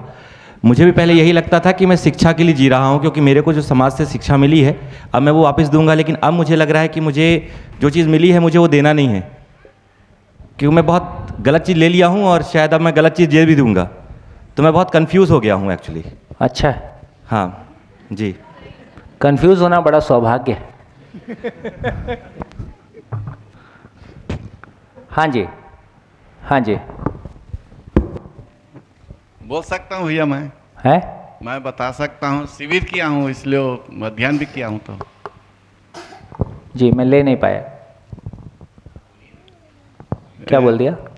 शिविर भी किया हूँ, अध्ययन भी कर लिया हूँ। तो मैं हाँ, तो आप मत बताओ। हाँ भैया, भैया हाँ। मैंने लिखा कुछ अच्छा करने के लिए जी रही हूँ ना, है ना, और पर ये नहीं पता है क्या अच्छा। हाँ, अभी तक अभी तो अच्छे की भी परिभाषा नहीं। देखो परिभाषा नहीं है। यही समस्या हमारी, यही है, अच्छाई भलाई, है ना, इसकी हमारे पास कोई फिक्स परिभाषा नहीं। अच्छे आदमी की कोई परिभाषा है, भलाई की कोई एक परिभाषा है। जो पति के लिए भलाई हो सकती है, पत्नी उसी पे झगड़ा कर सकती है। ये जो पत्नी के लिए भलाई हो सकती है, पति उससे असहमत हो सकता है। तो इसका मतलब ये हुआ कि जितने सारे हमारे पास शब्द हैं, बल्कि मैं दूसरी भाषा में कह देता हूँ कि अभी हमारे पास भौतिक चीज़ों के बारे में, फिजिकल चीज़ों के बारे की डेफिनेशन के बारे में तो निश्चितता है। जैसे मैं कहूँगा ये क्या है, तो पेन है, इसमें कोई चेंज नहीं है। लेकिन मैं कहूँगा कि ज़िंदगी से एक भी शब्द उठा लो और उसके बारे में 4 लाइन बोल के देख लो। जिंदगी से कोई भी शब्द उठा लो और 4 लाइन उस पर बोल के देखो, मैं इसको समझता हूँ, मैं इसको जीता हूँ, आपको समझा सकता हूँ, आप भी जी सकते हो। अब जिंदगी से कोई भी शब्द उठा लो, जैसे सफलता। मैं सफलता को समझता हूँ, आपको समझा सकता हूँ, आप भी समझ सकते हो, आप भी जी सकते हो। जो मेरे को कल तक सफलता लग रही थी, अभी असफलता लगने लगती। मैं विश्वास के साथ जीता हूँ, आपको समझा सकता हूँ, आप भी जी सकते हो। तो चाहे विश्वास की बात करें, कि सम्मान की बात करें, कि सफलता की बात करें, कि खुशी की बात करें, कि संबंध की बात करें, जिंदगी से कोई भी शब्द उठा लो और उसके बारे में हम ये 4 लाइनें कह पाएँ, ऐसा हमारे को मुश्किल होता हुआ दिखाई देगा। इसका मतलब है, जैसा कि हमने चर्चा भी किया, कि भाव और विचार के बारे में कोई एक क्लैरिटी हमारी नहीं है।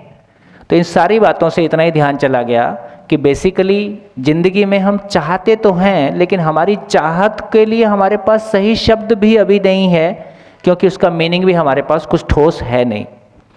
तो हम इसको आगे बढ़ाते हैं। तो जितनी चर्चा हमारी हुई, उससे क्या लगता है, क्यों जीना है ये सबके लिए अलग अलग अलग अलग है कि एक है?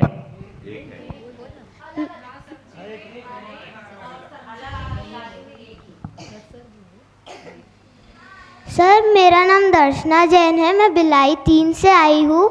मैं इसलिए जीना चाहती हूँ ताकि मैं सबके साथ प्यारे और खुशी से भरे संबंध बना सकूँ। तुम ऐसा क्यों चाहती हो?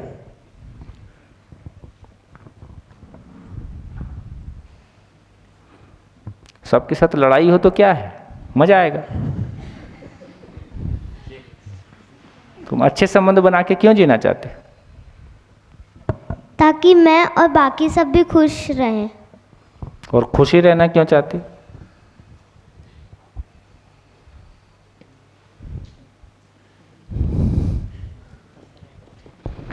बढ़िया।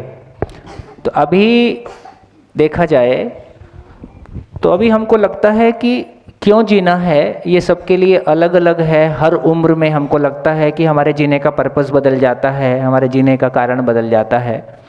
लेकिन थोड़ा सा इसको सेट करके देखते हैं।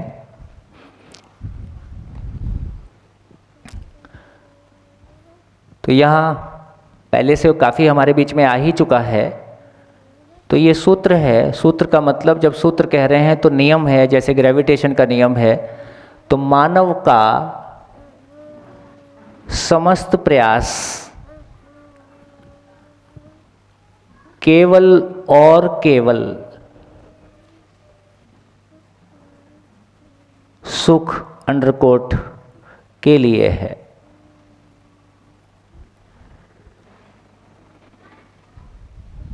फिर से एक लाइन आ गई जिसके बारे में कहा जा रहा है कि ऐसा ही है, ये बदलता नहीं है ना। बार बार हम उन चीज़ों की तरफ जा रहे हैं जो नहीं बदलती हैं। मानव जाति का समस्त प्रयास केवल और केवल सुख के लिए है। सुख अंडरकोट, अंडरकोट का मतलब है कि आपकी परिभाषा के अनुसार, आपकी मानसिकता के अनुसार सुख, शांति, संतोष, आनंद, जो कुछ भी आपने मान रखा है, जो भी आपने सुख मान रखा है, उसकी बात कर रहे हैं। वो चर्चा अभी थोड़ी सी अगले पॉइंट पे करेंगे। लेकिन अभी जो भी आपके लिए सुख है, किसी को लगता है कि यार गांजा पीने में सुख है तो उसका सुख गांजा है। किसी को लगता है यार समाज सेवा सुख है, किसी को लगता है पढ़ना सुख है, किसी को लगता है पैसा सुख है, किसी को लगता है परिवार की शांति सुख है। जिसने जो मान रखा है अपना मान के चल ले, ठीक है। तो मानव जो कुछ भी करता है सुख की तलाश में करता है, ऐसा कहा जा रहा है। इसके विपरीत आप ना मानने की कोशिश करें, असहमत होने की कोशिश करें, समझने की जिम्मेदारी के साथ देखिए ऐसा है कि नहीं। इसका मतलब ये कहा जा रहा है कि आप जो कुछ भी करते हो अपने सुखी होने के लिए करते हो, आपने दूसरों के लिए कुछ नहीं किया है। इसका ये भी मतलब है, आज तक आपने जो कुछ भी किया अपने सुखी होने के लिए किया, दूसरों के लिए कुछ नहीं किया। वो हो गया। आपके सुखी होने के प्रयास में कुछ लोग दुखी भी हो सकते हैं, कुछ लोग सुखी भी हो सकते हैं, लेकिन वो बाई प्रोडक्ट है। मुख्य रूप से आपने जो कुछ भी किया अपने सुखी होने के लिए किया। ऐसा है नहीं है? असहमत होने की कोशिश करें, कोई एग्जाम्पल ढूंढ के लाएं जिसमें आपको लगे कि ऐसा नहीं है। ये कहा जा रहा है आपने किसी के लिए कुछ नहीं किया। अब बोलो, आपने जो किया अपने सुखी होने के लिए किया। ऐसा है नहीं है? आप असहमत होंगे, ज़्यादा खुशी होगी। बोलिए, असहमति वाले बोलिए, माइक उठाइए, बोलिए। मैं धर्म प्रकाश ताम्रकार, पेंड्रा से। अपने सुख के साथ साथ अपने परिवार के सुख के लिए भी करते हैं, सिर्फ अपने लिए ही नहीं। हाँ, तो आपके परिवार में आपको अपना सुख दिख रहा था इसलिए आपने किया। ये जरूरी नहीं है। आप कोई ऐसा एग्जाम्पल ढूंढ के बताइए जो आपने दुखी होते हुए दूसरे के लिए कुछ किया। आपने स्वयं दुखी रहते हुए दूसरे के सुखी होने के लिए कुछ किया, ऐसा खोज के बताइए। स्वभाव है जिसका जैसा है, जैसे मेरा स्वभाव ऐसे ही है। जैसा आपने बोला कि दूसरे का दुख देख करके खुद को दुख होता है कि उसका दुख कैसे दूर हो, तो आपने अपने दुख को दूर करने के लिए किया। अब साथ साथ उसका भी ख्याल रखा जाता है। आपने उसके दुख को देख के आप दुखी हो गए, अपने दुख को दूर करने के लिए आपने किया। उनका भी तो दुख दूर किया मैंने। उनका दूर होना बाई प्रोडक्ट है, उनका मत करो। कौन बोला मत करो? स्वभाव में है, वो देख नहीं सकते अपन कोई। हाँ, देख नहीं सकते, ये आपकी मजबूरी है जी। आपने जो किया अपना दुख दूर करने के लिए किया। तो सबसे पहले तो आदमी अपना ही दुख दूर करेगा। है? करेगा कि नहीं करेगा? आगे लाइन कष्ट है, गरीबी है, उसको दूर करने के लिए प्रयास करेगा।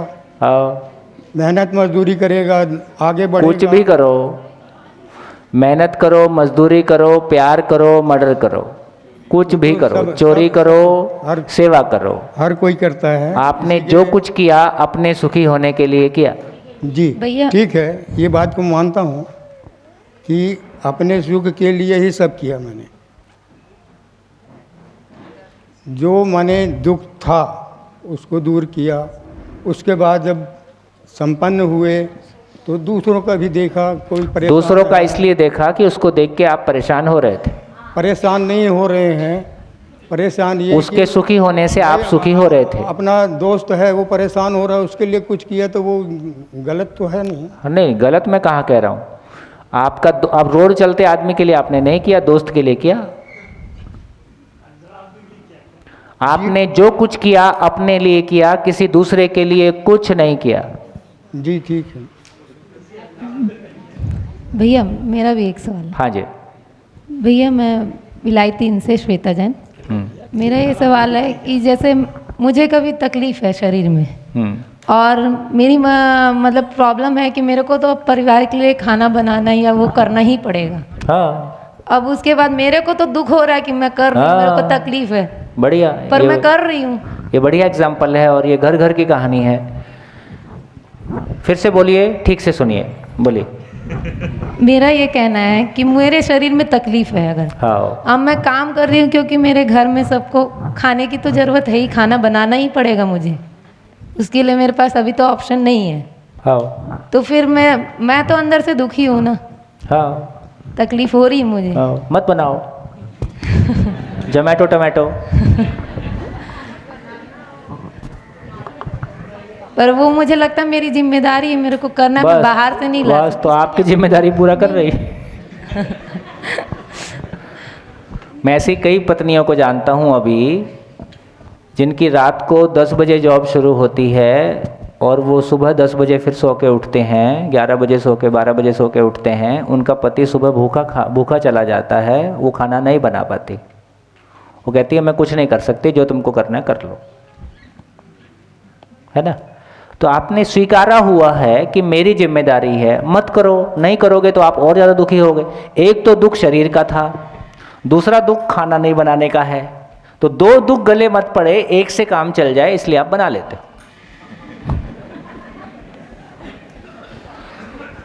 आपने जो कुछ किया अपने सुखी होने के लिए या दुख से बचने के लिए किया, आपने किसी के लिए कुछ नहीं किया। माइक बोलिए। हाँ जी, आगे एक माइक। भैया हाँ। रीना शुक्ला रायपुर से। कहाँ हो? खड़े होके बोलोगे थोड़ा अच्छा है। हाँ, सबको दिखाई भी एक कन्फ्यूजन भी है, क्वेश्चन भी आप समझ सकते हैं। जैसे मेरी बेटी 1.5 साल की है, तो मैंने बीच में उसे फोर्स फीडिंग स्टार्ट कर दिया था। देन आई रियलाइज्ड कि मतलब ये ठीक नहीं है, क्योंकि वो उसने इरिटेट होना शुरू कर दिया और उसने खाना खाना छोड़ दिया। फिर उसके बाद अभी भी मुझे कभी कभी लगता है कि वो मतलब मैंने फोर्स फीडिंग बंद कर दी। देन आई स्टार्टेड कि वो जितना फोर्स फीडिंग क्या होता है? मतलब ज़बरदस्ती उसको खाना खिलाना, मतलब हाँ, नहीं ऐसा नहीं, मतलब उसका मन नहीं है खिचड़ी खाने का, फिर भी आप चाहते हो खिचड़ी खा ले तो उसका पेट भर जाए, वो भूखी ना रहे। तो फिर मुझे रियलाइज़ हुआ कि नहीं, उसको अगर हम दूध दे रहे हैं, जितना खा रही है ठीक है। देन आई रियलाइज़ कि मुझे मतलब थोड़ा सा मैं दूध पिला दूँ तो उसका पेट भर जाए। तो कभी कभी ऐसा होता है, जैसे कल भी वो यहाँ दिन भर रही, जाने के बाद ये हुआ कि उसने दूध नहीं पिया, तो मेरे माइंड में तो एक रिग्रेट, एक मतलब कष्ट था कि मतलब वो भूखी तो नहीं है। तो ये तो अपने कष्ट को दूर करने के लिए आप उसका ख्याल रख रहे। हाँ, तो मतलब आप भी तो दुखी हो रहे, भले वो खुश हो गए, लेकिन आपको अंदर से लग रहा है कि नहीं, मतलब मैं सेटिस्फाइड नहीं हूँ, मैं खुश नहीं हूँ। अभी तो हम इतनी चर्चा कर रहे हैं कि आप जो कुछ कर रहे हो अपने खुश होने के लिए या दुख से बचने के लिए कर रहे हो। राइट। अभी चर्चा यहाँ सीमित है। हाँ जी बोलो भैया। कहाँ हो? हाँ जी, खड़े होके बोलो। जो हम दूसरे के लिए कर रहे हैं वो संवेदनशीलता ही होगी ना? हाँ, वो संवेदनशीलता ही होगी। बढ़िया। हाँ जी, माइक ले लीजिए, पीछे माइक दीजिए। हाँ जी, तब तक बोलो। जो एग्ज़ाम्पल दिया दीदी जी ने कि हम खाना बनाते हैं, तो उसमें हमको शरीर में तकलीफ़ हो रही है, लेकिन हमारी एक कष्ट हमारा दूर हो रहा है कि हमने खाना नहीं बनाया।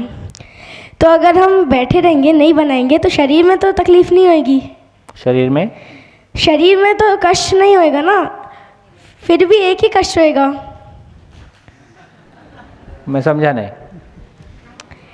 जैसे उन्होंने बोला कि अगर हम खाना बना रहे हैं तो हमको शरीर में कष्ट हो रहा है, लेकिन हमको ये कष्ट नहीं हो रहा है कि हमने खाना नहीं बनाया, हमने अपनी जिम्मेदारी कंप्लीट नहीं की।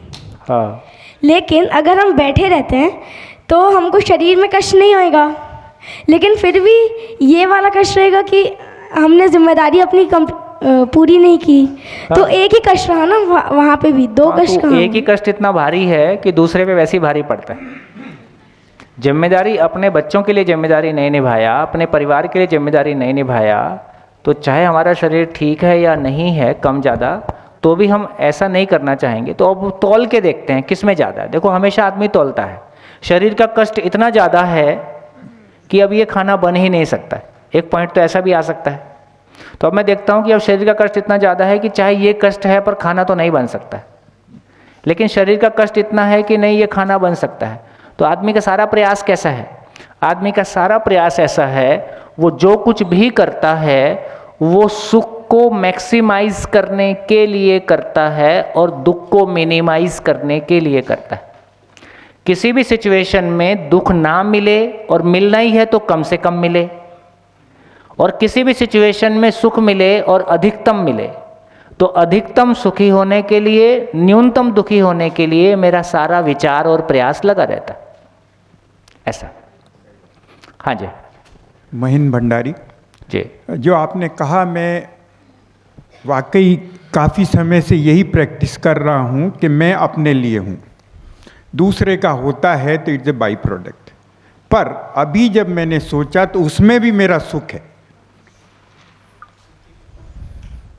गहराई से सोचा तो हिडन अंदर से परत निकली कि उसमें भी मुझे सुख मिलता है, क्योंकि मैं उसको महसूस करता हूँ। मैं बताता नहीं हूँ कि मैं आपका फ़ायदा कर रहा हूँ। मुझे कुछ कहना है सर। जी। मैं ऐसे तो किसी की हेल्प नहीं कर पाती हूँ और कितना कर पाती हूँ ये भी नहीं पता, लेकिन जब किसी को ज़रूरत होती है, जैसे एक एग्ज़ाम्पल दो, कुछ ऐसे एग्ज़ाम्पल हैं। एक जैसा कि मेरी फ्रेंड को बहुत ज़रूरत थी बात करने की, लेकिन मेरे पास बिल्कुल समय नहीं था, मुझे हॉस्पिटल जाना था, फिर स्कूल बस आने वाली थी, तो और वो बस मुझे सुन लीजिए, मुझसे बात कर लीजिए। तो मैंने कहा ठीक है आ जाओ। जो बात की हमने कम से कम 15 मिनट 20 मिनट ऐसा, तो मेरा हॉस्पिटल जाने का टाइम मेरा किल हो गया, मैं नहीं जा पाई। लेकिन बस मैं इतना ही मदद कर पाई कि मैंने उसको सुन लिया, तो उसका मन हल्का हो गया। इसमें लॉस तो मेरा हुआ, लेकिन एक मुझे ये अच्छा लगा कि मैंने वो मत करते। क्यों किया? नहीं, मतलब उसका मन हल्का करना मुझे ज़रूरी था। हाँ, आपके अपने मन को ठीक बनाए रखने के लिए आपकी ज़रूरत थी। हाँ, लेकिन इसमें मेरा नुकसान हुआ और उसको अच्छा लगा। वो ना करने से इधर वाला नुकसान ज़्यादा बड़ा दिखाई दे रहा था, नहीं, इसलिए वो आपने मैं नेक्स्ट डे जाके दिखा दिया। हम हमेशा कंपेयर करते ही हैं। हाँ। कि इसको करने से क्या फ़ायदा होगा, क्या नुकसान होगा, इसको करने से क्या फ़ायदा होगा, क्या नुकसान होगा। जिसमें नुकसान कम से कम, फ़ायदा अधिकतम हो, उस सिचुएशन को चूज़ कर लेते हैं। इसमें उसका फ़ायदा ज़्यादा था कि वो बात करके उसका मन हल्का हो गया। उसका फ़ायदा था, लेकिन उसको ऐसा फ़ायदा देने में आपका सुख था, इसलिए आपने किया।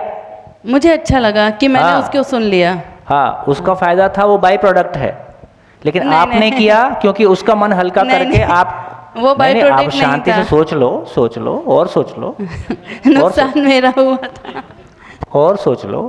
हाँ जी, और कोई? एक पिक्चर थी बहुत पुरानी, आप लोग नहीं, पिक्चर नहीं, पिक्चर नहीं, नमस्कार, नो पिक्चर, नो डिस्टर्ब नहीं सर। नहीं, उसमें एक आपके साथ घटी घटना शेयर करें। एक मिनट से ज़्यादा नहीं लूँगा, बल्कि आधा मिनट लूँगा। उसमें एक गाना है, राही मनवा दुख की चिंता क्यों सताती है, दुख तो अपना साथी है।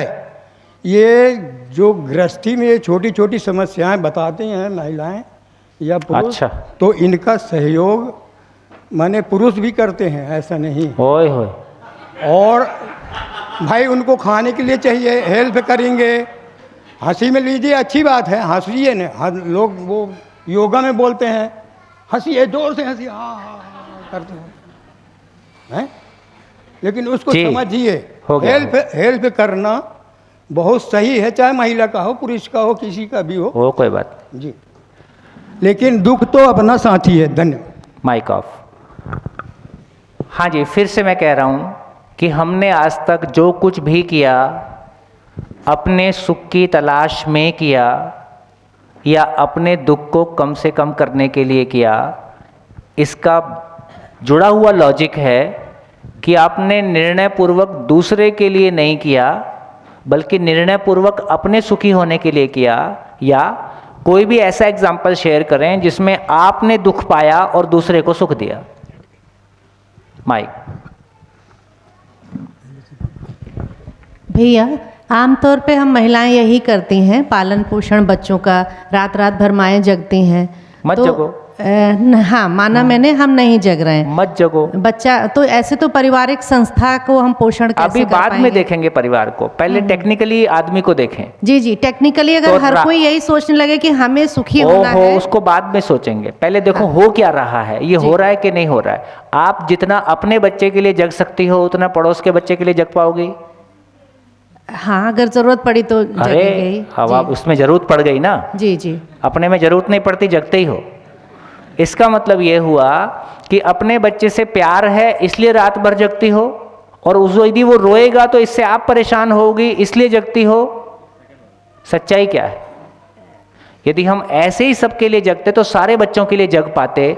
हम जो अपने बच्चे के लिए कर सकते हैं दूसरे के बच्चे के लिए नहीं कर पाते। लेकिन ये विचार आता है ना कि अगर परिवार में और लोग हैं तो वो भी जगें या हमें सहयोग करें। हम कष्ट पाते रहते हैं फिर भी हम करते रहते हैं कि भाई बच्चे को हमारी जिम्मेदारी है, जिम्मेदारी के तहत जिम्मेदारी है जी, जिसने ओन किया है, जिसने स्वीकारा है, हाँ जी, वो जगेगा ही। पुराने समय में माएँ ज्यादा जगती थी, आजकल पिता भी जगने लगे। मेरा यही प्रश्न है कि अगर सभी जिम्मेदारियों को जब हम समझ गए कि हम उसको अपने छोड़ को खुश दीजिए। रहना, हम जिम्मेदारी छोड़ देते हैं। अभी केवल इतना सोचिए कि जो कुछ मैंने किया वो मैं ना करती तो ज्यादा दुखी नहीं होती क्या? और मैंने किया क्योंकि मैंने जिम्मेदारी स्वीकारा था, क्योंकि मैं प्यार करती थी, क्योंकि मैंने उसको अपना माना था, इसलिए मैंने किया। ना करता तो मैं ज्यादा दुखी होता। मैं ना करने को अफोर्ड नहीं कर सकता। खूब सोच के देखिए।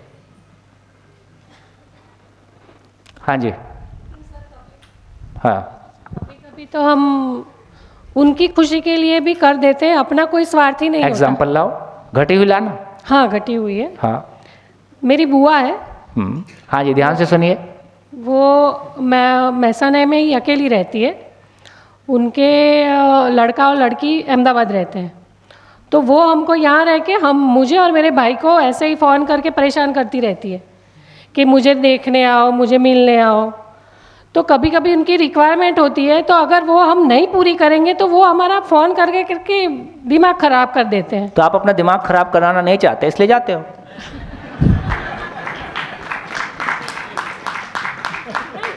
उनकी खुशी के लिए, अपना दिमाग खराब ना हो इसके लिए। और क्या, तंग होके जाते हैं, तो उसमें खुशी तो नहीं उनकी मिलती। खुशी में जाते तो अलग स्थिति होती। वो हमको और ज्यादा दुख मत दे इसलिए चले जाते हैं। बुरा मत मान जाए, संबंध मत तोड़ ले। नहीं, संबंध तोड़ ले भी तो भी कोई बुरा नहीं लगता। हाँ। लेकिन वो बहुत ज्यादा इरिटेट करती है। इरिटेट ना करे इसलिए जाते हैं। बस। हाँ जी, मैं रुक रहा हूँ इसलिए कि निष्कर्ष आ जाए। हाँ। नमस्ते सर। परिचय। मेरा नाम श्रीकांत कुर्रे है और मैं आरंग से आया हूँ, आरंग रायपुर से ही। हाँ। जैसे कोई किसान जो है, कोई किसान अपने परिवार के लिए कमाता है ना? हाँ। और उसी में वो खुश रहता है और उन्हीं के लिए करता है। हाँ। है ना? और जितना भी कमाता है उसको उन्हीं के लिए करता है, जैसे है ना? हाँ। तो जैसे अभी एक भैया ने बताया कि उनके पिताजी का जो है देहांत 10 वर्ष की आयु में हो गया उनके, है ना? अपनी बात करो, अपनी बात करो। हाँ सर, वही कह रहा हूँ। तो अगर वो नहीं करते तो जैसे पिछले क्वेश्चन में जो आंसर आया कि किसी को तो जिम्मेदारी लेनी पड़ती। ओहो, अपनी बात करो, आपने क्या किया वो बताओ। यही क्वेश्चन था सर, यही एग्जाम्पल था कि किसान तो करता आप एक ही किसान हो, अपने बच्चों को कमाने के लिए मेहनत करते हो, क्यों करते हो? मत करो। तो नहीं करेंगे तो फिर परिवार भूखे मरने बेघर दो, वाली बात हो जाएगी। भूखे मरने दो। तो फिर किसी को तो जिम्मेदारी लेनी तो पड़ेगी। आपने ले ली, आपकी चॉइस है। आप जिम्मेदारी पूरी नहीं करते हो, आपको ज़्यादा खराब लगता है। पूरी कर देते हो, आपको खुशी लगती है कि मैं जिम्मेदारी पूरी कर पाया। आपने जो किया अपनी खुशी के लिए सर किया। जिम्मेदारी नहीं लिए और अगर सिचुएशन और ज़्यादा खराब हुई तो फिर तो और ज़्यादा बुरा लगेगा। हाँ, इसलिए आप बुरा ना लगे इसलिए करते हो।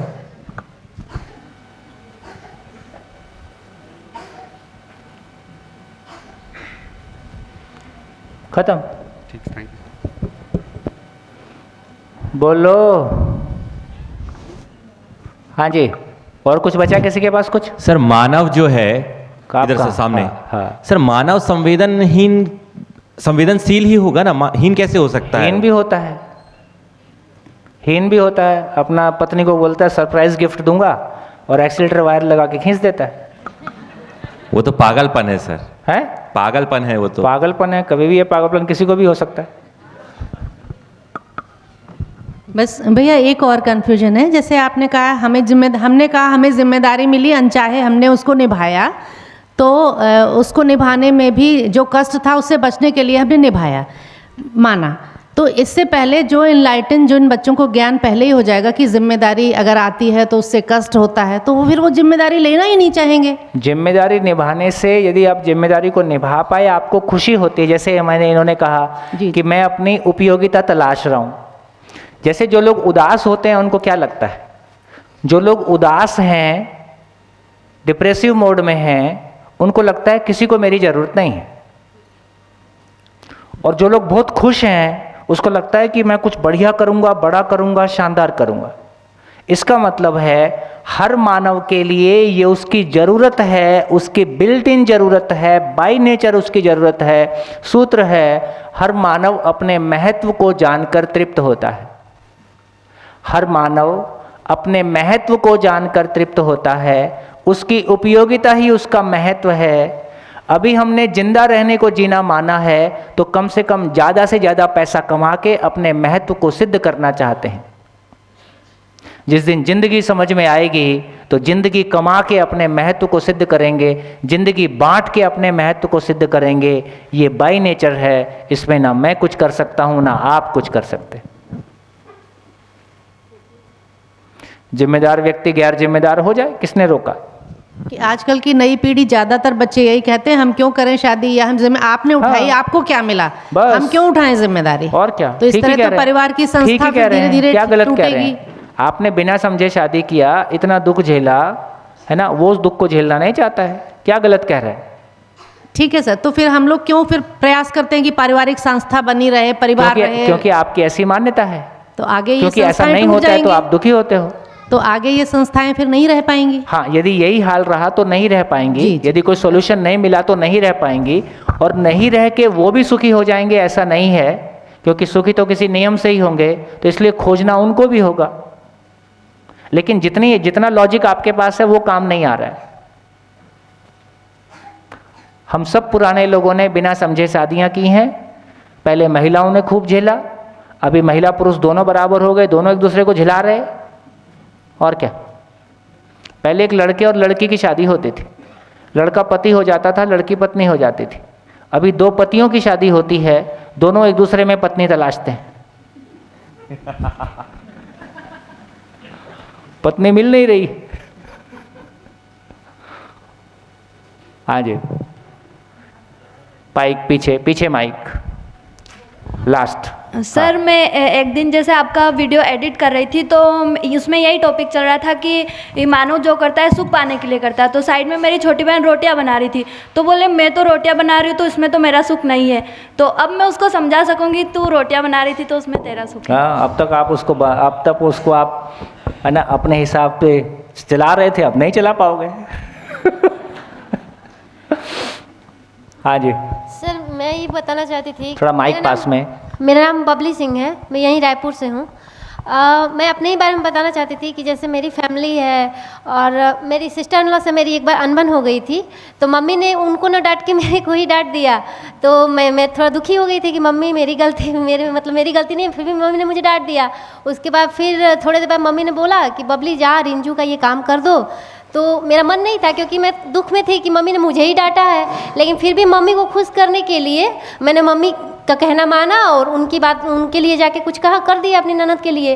तो मुझे लगा कि मम्मी ये सोचेंगी कि मैंने इसको डांटा है, फिर भी ये मेरे लिए कुछ कर रही है, तो मम्मी खुश होकर मेरे को प्यार करेंगी, मानेंगी। इसलिए मैंने मम्मी का कहना माना। तो अपने कष्ट रहते हुए भी मैंने मम्मी को सुख देने की कोशिश की ताकि मम्मी मेरे को प्यार करे, माने मेरे को, ताकि मम्मी मेरे को प्यार करे। हो गया। हाँ। जबकि मैं आपकी बात सुन ही नहीं पाया ना, आपका इको या माइक में आवाज़ क्लियर नहीं थी। तो ये आवाज़ क्लियर नहीं आती है कभी कभी माइक में, बहुत दम लगाना पड़ता है सुनने में। तो मैं केवल लास्ट सेंटेंस सुन पाया। फिर से बताऊं क्या भैया? नहीं हो गया। हो गया तो हो गया, इतना ही हो गया कि हम जो कुछ भी करते हैं अपने दुखी ना होने के लिए या अपने सुखी होने के लिए करते हैं। जी भैया एक बात समझ में आ रही है। कहाँ हुआ? यहाँ पर आ गए। हाँ। कि जैसे मैंने अपनी फ्रेंड का एग्जांपल दिया हम लोगों का, मुझे ये लगा कि जिन रिश्तों को हमने स्वीकार कर लिया, जिस संबंध को, उसी के लिए हम समय निकाल सके या उनके लिए कष्ट सह पा रहे हैं। रास्ते में अगर कोई मुझे मिलता है तो मैं उसको इतना समय नहीं देती क्योंकि वहाँ स्वीकृति ही नहीं है संबंध की। बस इतनी देर लगती है समझ आने में। कितने मिनट लगे? 15 मिनट लगे। 15 मिनट प्रोसेस चलता रहा, 15 मिनट में लौट के आ गए। हाँ जी, आगे बढ़ते हैं। क्या निष्कर्ष निकला? क्या निष्कर्ष निकला? एक लास्ट में बोलना चाहूँगा कुछ। 1 मिनट, इनको और सुन लेते हैं। हाँ। मैं बहुत देर से सोच रहा था कि नहीं बोलूँ। हाँ। क्योंकि आप साबित कर ही दोगे कि ये मेरा ही, मतलब मैं साबित कर दूंगा, ये कोई बात थोड़ी। फिर भी मतलब मैं उसको डिफाइन करना चाह रहा हूँ। मतलब ऑफ कोर्स मेरा फायदा होगा, लेकिन कैसे होगा ये आप बताओगे। परिचय बोलिए। परमजीत कालरा, रायपुर से हूँ। हाँ। 15-20 दिन पहले हम संडे को सत्संग जाते हैं उधर लाखे नगर, तो हम कार में विद फैमिली वापस आ रहे थे तेलीबांधा की तरफ। तो एक महिला थी, थोड़ी बुज़ुर्ग थी, उनको जाना था आगे जिंदल तक, यहाँ से लगभग 10 किलोमीटर आगे। तो किसी ने कहा कि इनको तेलीबांधा तक लिफ्ट दे दो, वहाँ से फिर ऑटो करा देना। तो तेलीबांधा तक आते आते ये विचार बना परिवार का कि चलो अकेली हैं, बुज़ुर्ग हैं, परेशान होंगी, हम ही छोड़ आते हैं। तो हम 10 किलोमीटर एक्स्ट्रा गए। तो क्या हम अपनी खुशी के लिए गए? आप ही बताओ क्यों गए? हम उस महिला ने तो आपसे कहा नहीं मेरे को छोड़ के आओ। नहीं, उन्होंने नहीं कहा। आप क्यों गए? उन्होंने नहीं कहा, लेकिन हमको ऐसा लगा कि वो परेशान ना हो। हम उस समय तो उनको परेशान हो जाने देते। उस समय तो हमको लगा कि नहीं परेशान ना हो। अभी ऐसा लग रहा है कि हम उनकी खुशी में भी, वैसे तो देखा जाए तो हम किसी को खुश करते हैं तो अल्टीमेटली अपनी ही खुशी मिलती है। हो गया बात।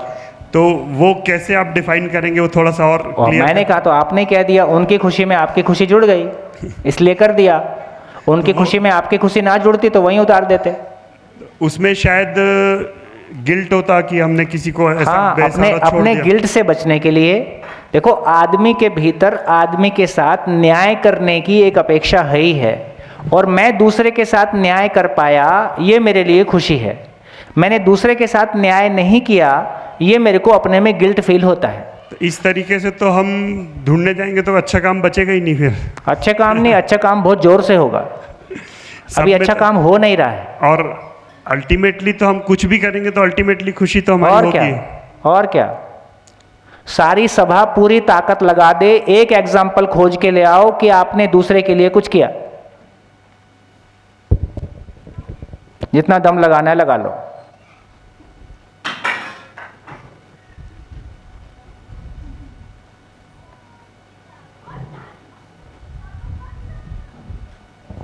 अगर ऐसा है तो फिर किसी के लिए कुछ छोड़ना वो तो है ही नहीं ना। हम अपन ने किसी के लिए कुछ छोड़ा ही नहीं है, अपने सुख के लिए किया है। और क्या। हाँ जी, 1 मिनट, आप नहीं, आप बोलिए। माइक दीजिए इधर, पीछे माइक, आप खड़े होइए ना तो पता चलेगा आपको माइक चाहिए। हाँ माइक दीजिए। मेरा नाम अलका वरुडकर है, मैं भोपाल मध्य प्रदेश से आई हूँ। थोड़ा माइक दूर। एक्चुअली मैं आना नहीं चाहती थी, लेकिन मैं सिर्फ मेरे पति के कहने पर शिविर में आई हूँ। ऐसे ही होता है। तो ना तो ये सुख है ना इसमें मुझे दुख है। मत आती। क्यों आई? कोई और ऑप्शन भी नहीं था। मतलब मैंने बोला भी था कि मैं रुक जाती हूँ। तो आप शिविर में नहीं आई। यदि नहीं जाऊंगी तो पति को खराब लगेगा, या कम से कम मेरे पति। ऐसा भी कुछ नहीं था कि खराब तो बताओ क्यों आई? ऐसे कि ठीक है चलो हम अगर नहीं अटेंड कर पाए तो हम रायपुर घूम लेंगे। हाँ, तो कुल मिला के वहां रहना उतना सुखदायी नहीं था जितना पति के साथ लटकना सुखदायी था। नहीं ऐसा भी नहीं है, हमारे पास ऑप्शन था कि हम रुक जाते। क्यों नहीं रुकी?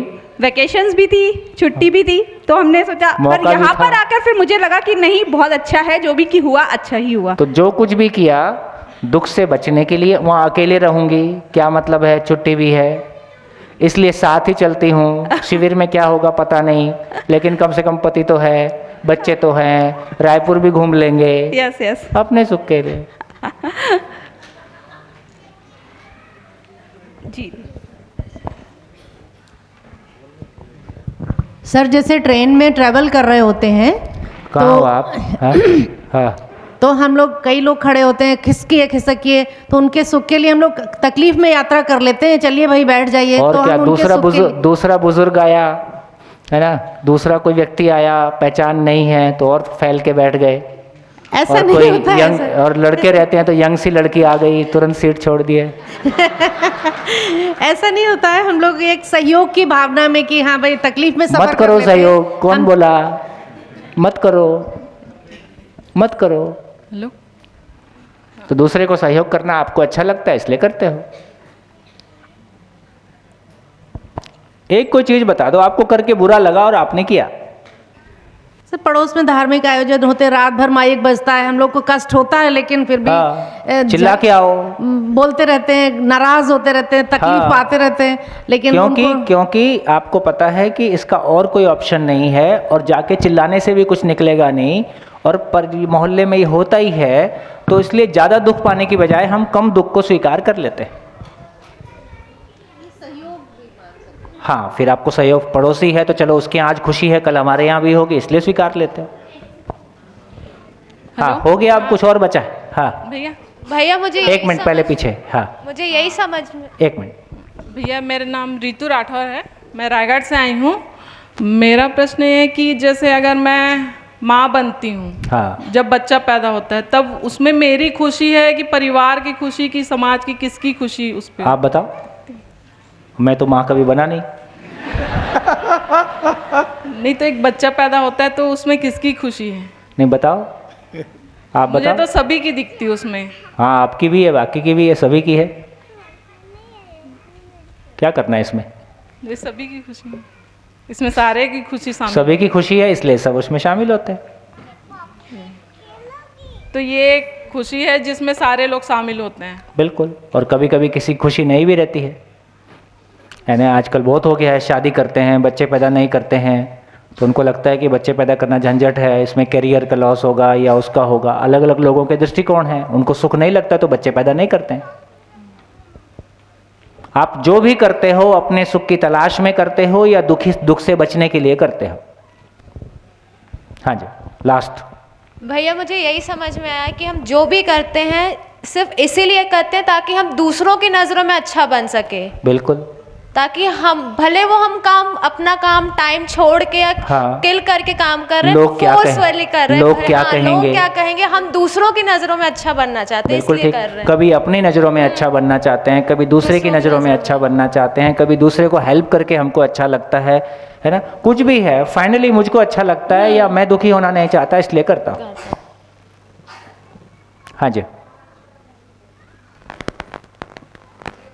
हाँ जी, माइक ले लो। हाँ बोलो। इसका मतलब है कि हम जो भी करते हैं वो हम अपनी खुशी के लिए ही करते हैं, लेकिन हम ऐसे काम कर सकते हैं जिससे हमको तो खुशी मिले ही, बाय प्रोडक्ट में और को भी खुशी मिले। बहुत बढ़िया। देखिए आ गया आंसर, है ना। एक स्थिति है कि मैं खुश होता हूं, दूसरा परेशान होता है। एक है कि मैं खुश होता हूं, दूसरा भी खुश होता है। एक है कि मैं खुश होता हूं और सभी खुश होते हैं। कौन सा ऑप्शन ज़्यादा प्रॉफिटेबल है? सभी खुश होते हैं। आ गया आंसर। गुड। हाँ जी। हेलो। थोड़ा सा अजीब एग्जाम्पल है। हाँ, जो थोड़ा सा खड़े हो जाएंगे, थोड़ा कैमरा कवर कर लेगा। हाँ जी। जो लोग मतलब फिदाइन हो जाते, बम लगा के फिदाइन हो जाते, हाँ, बम लगा के सबको उड़ा देते हैं और खुद को भी उड़ा देते हैं। हाँ, तो उसमें थोड़ी सी क्लियरिटी चाहिए मेरे को। कोई हो तो बताओ। मतलब वर्ल्ड में चल रहा है ऐसा, कुछ लोग होते हैं। देखो, कुछ भी होते हैं, आदमी कुछ भी करेगा, या तो किसी दुख से बचने के लिए करेगा या किसी सुख की तलाश में करेगा। अब जिसने अपना ही शरीर उड़ा दिया, उसको मरने का भी क्या डर होगा? तो उसको लगता है ऊपर हूर मिलती है ऐसा करने से। ये सब हूर के चक्कर में दुनिया में प्रॉब्लम है।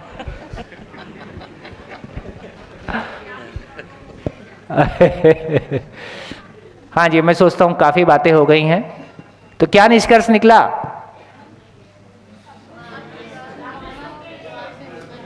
इसका फायदा क्या हुआ? इस पूरी चर्चा का हमको फायदा क्या हुआ?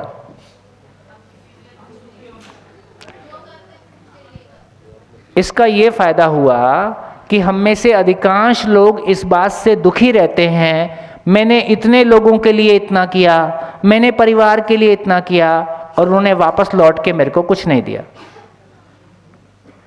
जब हम मानते हैं कि मैंने किया है, तो अति अपेक्षा भी होगा, और सामने से वो रिस्पॉन्स नहीं आएगा, तो हम और परेशान होंगे। तो इससे एक अच्छी बात है कि ये क्लैरिटी आ गई, मेरी उस समय की मानसिक स्थिति के अनुसार जो मैंने ठीक समझा उस समय किया, जो मैंने किया मेरी खुशी के लिए ही किया। ऐसा मैं स्वीकार लेता हूं तो अनावश्यक अहंकार से बच जाता हूं, अनावश्यक अति अपेक्षा से बच जाता हूं, अनावश्यक संबंध के खराब होने से बच जाता हूं। और सच्चाई भी यही है, सच्चाई भी यही है। तो मानव जो कुछ भी करता है अपने सुख के तलाश में करता है। इसका मतलब है यदि मुझको ये समझ में आता है कि मानव जो कुछ भी करता है, मैंने जो कुछ भी किया मेरे सुखी होने के लिए कि मेरे दुख से बचने के लिए किया, दूसरों के लिए जो कुछ भी हो गया वो मेरी चेतना के स्तर का बड़प्पन था। किसी के सुख में संसार का दुख समाहित हो सकता है और किसी के सुख में संसार सुखी भी हो सकता है। अब लोग किसका सम्मान करेंगे और किसको अपने में ज़्यादा खुशी होगी, है ना? मेरा सुख जितना विशाल होता है, मेरा सुख जितना सबके लिए हो जाता है, उतना ही मैं बड़ा आदमी हो जाता हूं। इसी का नाम चेतना का सुख है, इसी का नाम भाव और विचार में स्टेबिलिटी की बात है। हाँ, एक एग्जाम्पल है मेरे पास, जैसे परिचय। मेरा नाम अथर्व जैन है, मैं नांदगांव से आया हूँ। कौन सी क्लास में हो? Fifth class. अच्छा, जो आपका एग्जाम्पल हो गया, आपको क्या फ़ायदा होता है हम लोग को सिखाने से? देखो, तो मेरे को तो यही लग रहा है कि फिफ्थ वाले बच्चों के साथ शिविर कर लूँ, वही ठीक। मेरे को क्या फ़ायदा होता है? क्या लगता है मेरे को क्या फ़ायदा होता होगा? नहीं पता। नहीं पता। हाँ, मेरे को भी सुख मिलता है इसलिए करता हूँ। तो देखो, ये समझ में आ गया कि मेरा भाव और विचार की स्थिति ही मेरे सुख दुख का कारण है। ये बात तो पहुँच गई। मेरे भाव और विचार की स्थिति ही मेरे सुख दुख का कारण है। अब जितना मैं ज़्यादा उपयोगी होते जाता हूँ, सूत्र क्या है? हर मानव अपने महत्व को जानकर तृप्त होता है। मैं किसी चीज़ का इसका महत्व क्या है? पेन की इंपॉर्टेंस क्या है? लिखना। तो किसी चीज़ की उपयोगिता उसका महत्व है। तो मैं मेरी उपयोगिता को देखना चाहता हूँ, मैं ज़्यादा से ज़्यादा उपयोगी होना चाहता हूँ, तो दूसरों की ज़िंदगी में भी उनका भाव और विचार भी किसी ऊंचाई को पा जाता है, उनका भाव और विचार भी वो भी खुश हो जाते हैं। तो दूसरों की ज़िंदगी में परिवर्तन आता हुआ देख के अपने को खुशी मिलती है, और उस परिवर्तन आने से और अपनी ज़िंदगी में लगातार उस पर काम करने से अपने लिए भी नई विंडो खुलती है ना? तो मेरे भाव और विचार की पूर्णता के लिए मैं ये काम करता हूँ। तो किसी पे एहसान नहीं। मेरी खुशी के लिए करता हूँ। ये एग्जाम्पल मेरे लिए भी उतना ही फिट होता है ना। मैं लगभग 5-6 राज्यों में काम करता हूँ और हमारे पुराने मित्र जानते हैं मैं 25 साल से इसी इंटेंसिटी से काम कर रहा हूँ और इस काम के लिए कभी भी 1 पैसा चार्ज नहीं किया। और ऐसा मैं ही नहीं, हमारे सभी मित्र ऐसा ही करते हैं। ठीक हो गया? इसका मतलब क्या हुआ? इसका मतलब यह हुआ कि ज्ञान क्या चीज है, समझ क्या चीज है, अपनेपन का विस्तार ही ज्ञान है ना। देखो बहुत सुंदर बात है और बहुत मार्मिक बात है। आप किसी जिसको आप सबसे अधिक अपना मानते हो उसको याद करो तो कैसा लगता है? उसके साथ जिए तो कैसा लगता है? अच्छा लगता है। अब आप जिसको अपना मानते हो उसकी संख्या कितनी है? 2 डिजिट में गया कि 1 ही डिजिट में है? 1 ही डिजिट में है। वो 9 के नीचे नीचे है, 10 नहीं है। ठीक है? अब पूरी सभा में आप देख लीजिए कि आपके सभी के पास में कितने लोगों के पास 10 से ऊपर ऐसे लोग हैं जिनको याद करने मात्र से आपका मन खिल उठता है, जिनके साथ जीने की आपकी तमन्ना बनी ही रहती है, जिनके साथ आप हमेशा खुश होते हो। तो ये पता चला कि आपकी कंपनी अभी 9 तक नहीं गई है। ऐसा भी हो सकता है किसी की गई भी होगी तो वो देख लो। ठीक हो गया? तो मेरी खुशी क्या चीज़ है? एक तो मेरी खुशी वो चीज़ है जो मेरे भाव और विचार के साथ बनी हुई है। एक मेरी खुशी वो है जो मेरे अपनेपन का विस्तार है। तो ज्ञान का मतलब एक ही है कि अपनेपन का विस्तार है। और यदि मैं अपनों से बात करूंगा तो क्या बिल बना के दूंगा? अपने भाई बहन से बात करता हूं तो बिल बना के दे दिया, 2 घंटे बात किया @1000। ऐसा नहीं हो सकता है। अपनों से बात करते हैं तो वो तो अपनेपन की अभिव्यक्ति है, अपने भाव की अभिव्यक्ति है। तो इससे ये पता चला, तो बोला कि देखो आदमी की कमाई आदमी से कम क्या होगी? इस साल कितने आदमी कमाए? तो हमारा टर्नओवर बढ़ता ही जा रहा है, हमारी संख्या कई सौ में चली गई है। किसी भी शहर में जाएं, घर, गाड़ी, मकान, प्यार, सम्मान सब सेट मिलता है। क्या रईसी, क्या रईसी, है ना? ये खुशी की चीज है ना। तो अपने में, और ये शिविर तो 24 घंटे नहीं चला सकते, रात को तो सोएंगे ही, और अपने भाव और विचार तो 24 घंटे चलते हैं। तो जितना मैं उपयोगी होता जाता हूं उतना मेरे भीतर भाव और विचार की दुनिया खुलती जाती है। तो कुल मिला के मेरे खुश होने के लिए मैं इस काम को करता हूं। तो कितना आराम हो गया? नहीं तो कितने अहंकार में जा सकता है आदमी, नहीं मैं तो इतना बड़ा काम कर रहा हूं और मैं तो इतना महान आदमी। नहीं, इसकी कोई ज़रूरत ही नहीं है। सोते समय भी भाव और विचार चलते रहते हैं? चलते ही हैं। आप बताओ नहीं चलते हैं? कि सपने आते हैं कि नहीं? हर समय नहीं आते। सपने हर समय नहीं आते, लेकिन बहुत सारे लोगों को हर समय ही आते हैं। ठीक है? और नहीं भी आते हैं तो मानसिक स्थिति से आपको पता ही चलता है कि हाँ, और बाकी तो 24 घंटे जब जग रहे हैं तब तो चल ही रहा है। और यदि हमारी मानसिक स्थिति में कोई नेगेटिविटी है वो तो हमको परेशान करती है। तो हमको परेशान होने के लिए दूसरे की ज़रूरत ही नहीं है, हमारे ही भाव विचार हमको परेशान करते रहते हैं। हमारे भाव और विचार के शुद्धिकरण के लिए, उसके प्योर होने के लिए, अपने लिए, अपने में मानवता के अर्थ में उपयोगी होना, जब भी हम दूसरे की ज़िंदगी में कुछ कंट्रीब्यूट कर पाते हैं उसकी पेमेंट हमको मिलती है। सूत्र है, प्रतिफल है तो संतोष नहीं, संतोष है तो प्रतिफल नहीं। जब मैं कोई चीज़ का पैसा लेता हूं तो मैं एक तरह की पेमेंट लेता हूं। जब मैं कोई चीज़ किसी के लिए कोई कंट्रीब्यूट करता हूं और उससे पैसा चार्ज नहीं करता हूं तो संतोष रूपी फल मेरे को आता है, भाव रूपी फल मेरे को आता है, संबंध रूपी फल मेरे को आता है। आदमी के साथ, लोगों के साथ हमारे संबंध बनते हैं, अपनेपन का विस्तार होता है। तो पैसा भी हमारी एक ज़रूरत है। तो हम तय कर पाएँ कि कितना पैसा मेरी ज़रूरत है। मेरी सारी सामर्थ्य केवल पैसा कमाने के लिए लगेगी या मेरी सामर्थ्य अपने भीतर के आदमी के विस्तार के लिए और ये बाहर मानवता के विस्तार के लिए लगेगी, जो मेरी ही खुशी के लिए मेरी ही ज़रूरत है, किसी पे एहसान नहीं है। बढ़िया। भैया जी, व्यक्ति कमाना, व्यक्ति तो बहुत लोग कमाते हैं, बाबा लोग होते हैं, उनके तो कितने फॉलोअर हैं, नेटवर्क मार्केटिंग वालों की तो एकदम लाइन लगी हुई है। अरे यार, शब्द पे जाओगे कि अर्थ भी समझोगे? लोग कमाना, हाँ। लोग कमाने का मतलब है खरीद लेना, थोड़ी बोल रहा हूँ। लोग कमाने का मतलब है जैसे तुम अपनी पत्नी के साथ किस पवित्रता के साथ में जीते हो, किस अपनेपन के साथ में जीते हैं। अपने परिवार के लोगों के साथ में हम जिस पवित्रता और अपनेपन के साथ में जीते हैं, इसी का विस्तार होता है। दूसरे भी मेरे परिवार जैसे ही हो जाते हैं। तो ये भाव का विस्तार है, अधिकार का विस्तार नहीं है। कोई हम खरीद के 1000 लोगों की टीम रख लिए, वो चीज नहीं।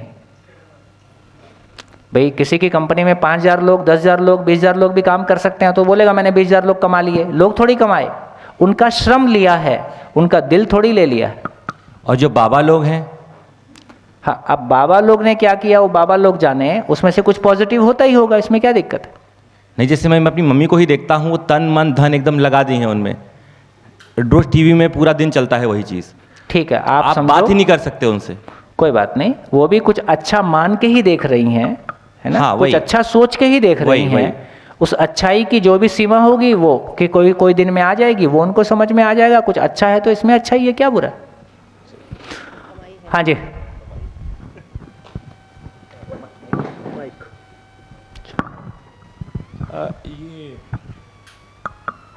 ये वाले इस पे कि जैसे हम जो सुखी होते हैं, मतलब हम जो सुखी होते हैं, तो आपका ये था शायद कि मतलब हमारे सुखी होने से शायद कुछ लोग दुखी भी हो सकते हैं, या फिर हमारे सुखी होने से सब लोग सुखी भी हो सकते हैं, ऐसा कुछ था। यदि सही अर्थों में आप सुखी होते हैं तो आपके सुखी होने से सब सुखी ही होते हैं। सब सुखी होते हैं। तो और कोई अपनी कंडीशनिंग की वजह से दुखी भी हो सकता है। हाँ, तो ये फिर ऐसा मुझे लग रहा है कि क्या सुख का भी कोई टाइप्स है क्या? हाँ, उसको समझेंगे। सुख यूनिवर्सल है, उसको समझेंगे। अगले स्टेप में जाएंगे तो उसको समझेंगे। तो मैं इस पॉइंट को समराइज कर देता हूँ, फिर ब्रेक की ओर चलते हैं। देखो इससे क्या क्या फ़ायदा हुआ, क्या क्या फ़ायदा हुआ। एक बड़ा फ़ायदा ये हुआ कि मैं अहंकार से बच गया। मैंने इतने लोगों के लिए बहुत कुछ किया, मैंने इतने लोगों की जॉब लगाई, मैंने अपने परिवार के भाइयों के इतने बच्चों के लिए कुछ किया, मैंने उसके लिए ये कुछ किया, मैंने समाज के लिए कुछ किया। कुछ नहीं किया, आपने जो किया अपने सुखी होने के लिए किया। मैं अहंकार से बच गया, मैं अति अपेक्षा से बच गया। अति अपेक्षा की वजह से ही इस पूरे संबंध में गैप आता है। और कुछ इसकी एप्लीकेशन और है, लेकिन ब्रेक का समय हो गया है। मैं सोचता हूँ पहले ब्रेक कर लेते हैं, फिर लौट के करते हैं, है ना? तो ब्रेक करते हैं। धन्यवाद, नमस्कार। और आप जल्दी लौट के आइए। देखो पिछला 2 दिन हमने थोड़ी स्लो स्पीड से चले हैं ताकि कंसेप्ट आप तक पहुंच जाए और हम सुनने और कहने की स्थिति में आ पाएँ। अब हम थोड़ा गति बढ़ाएंगे, हम साथ साथ चल पाएंगे। Thank you.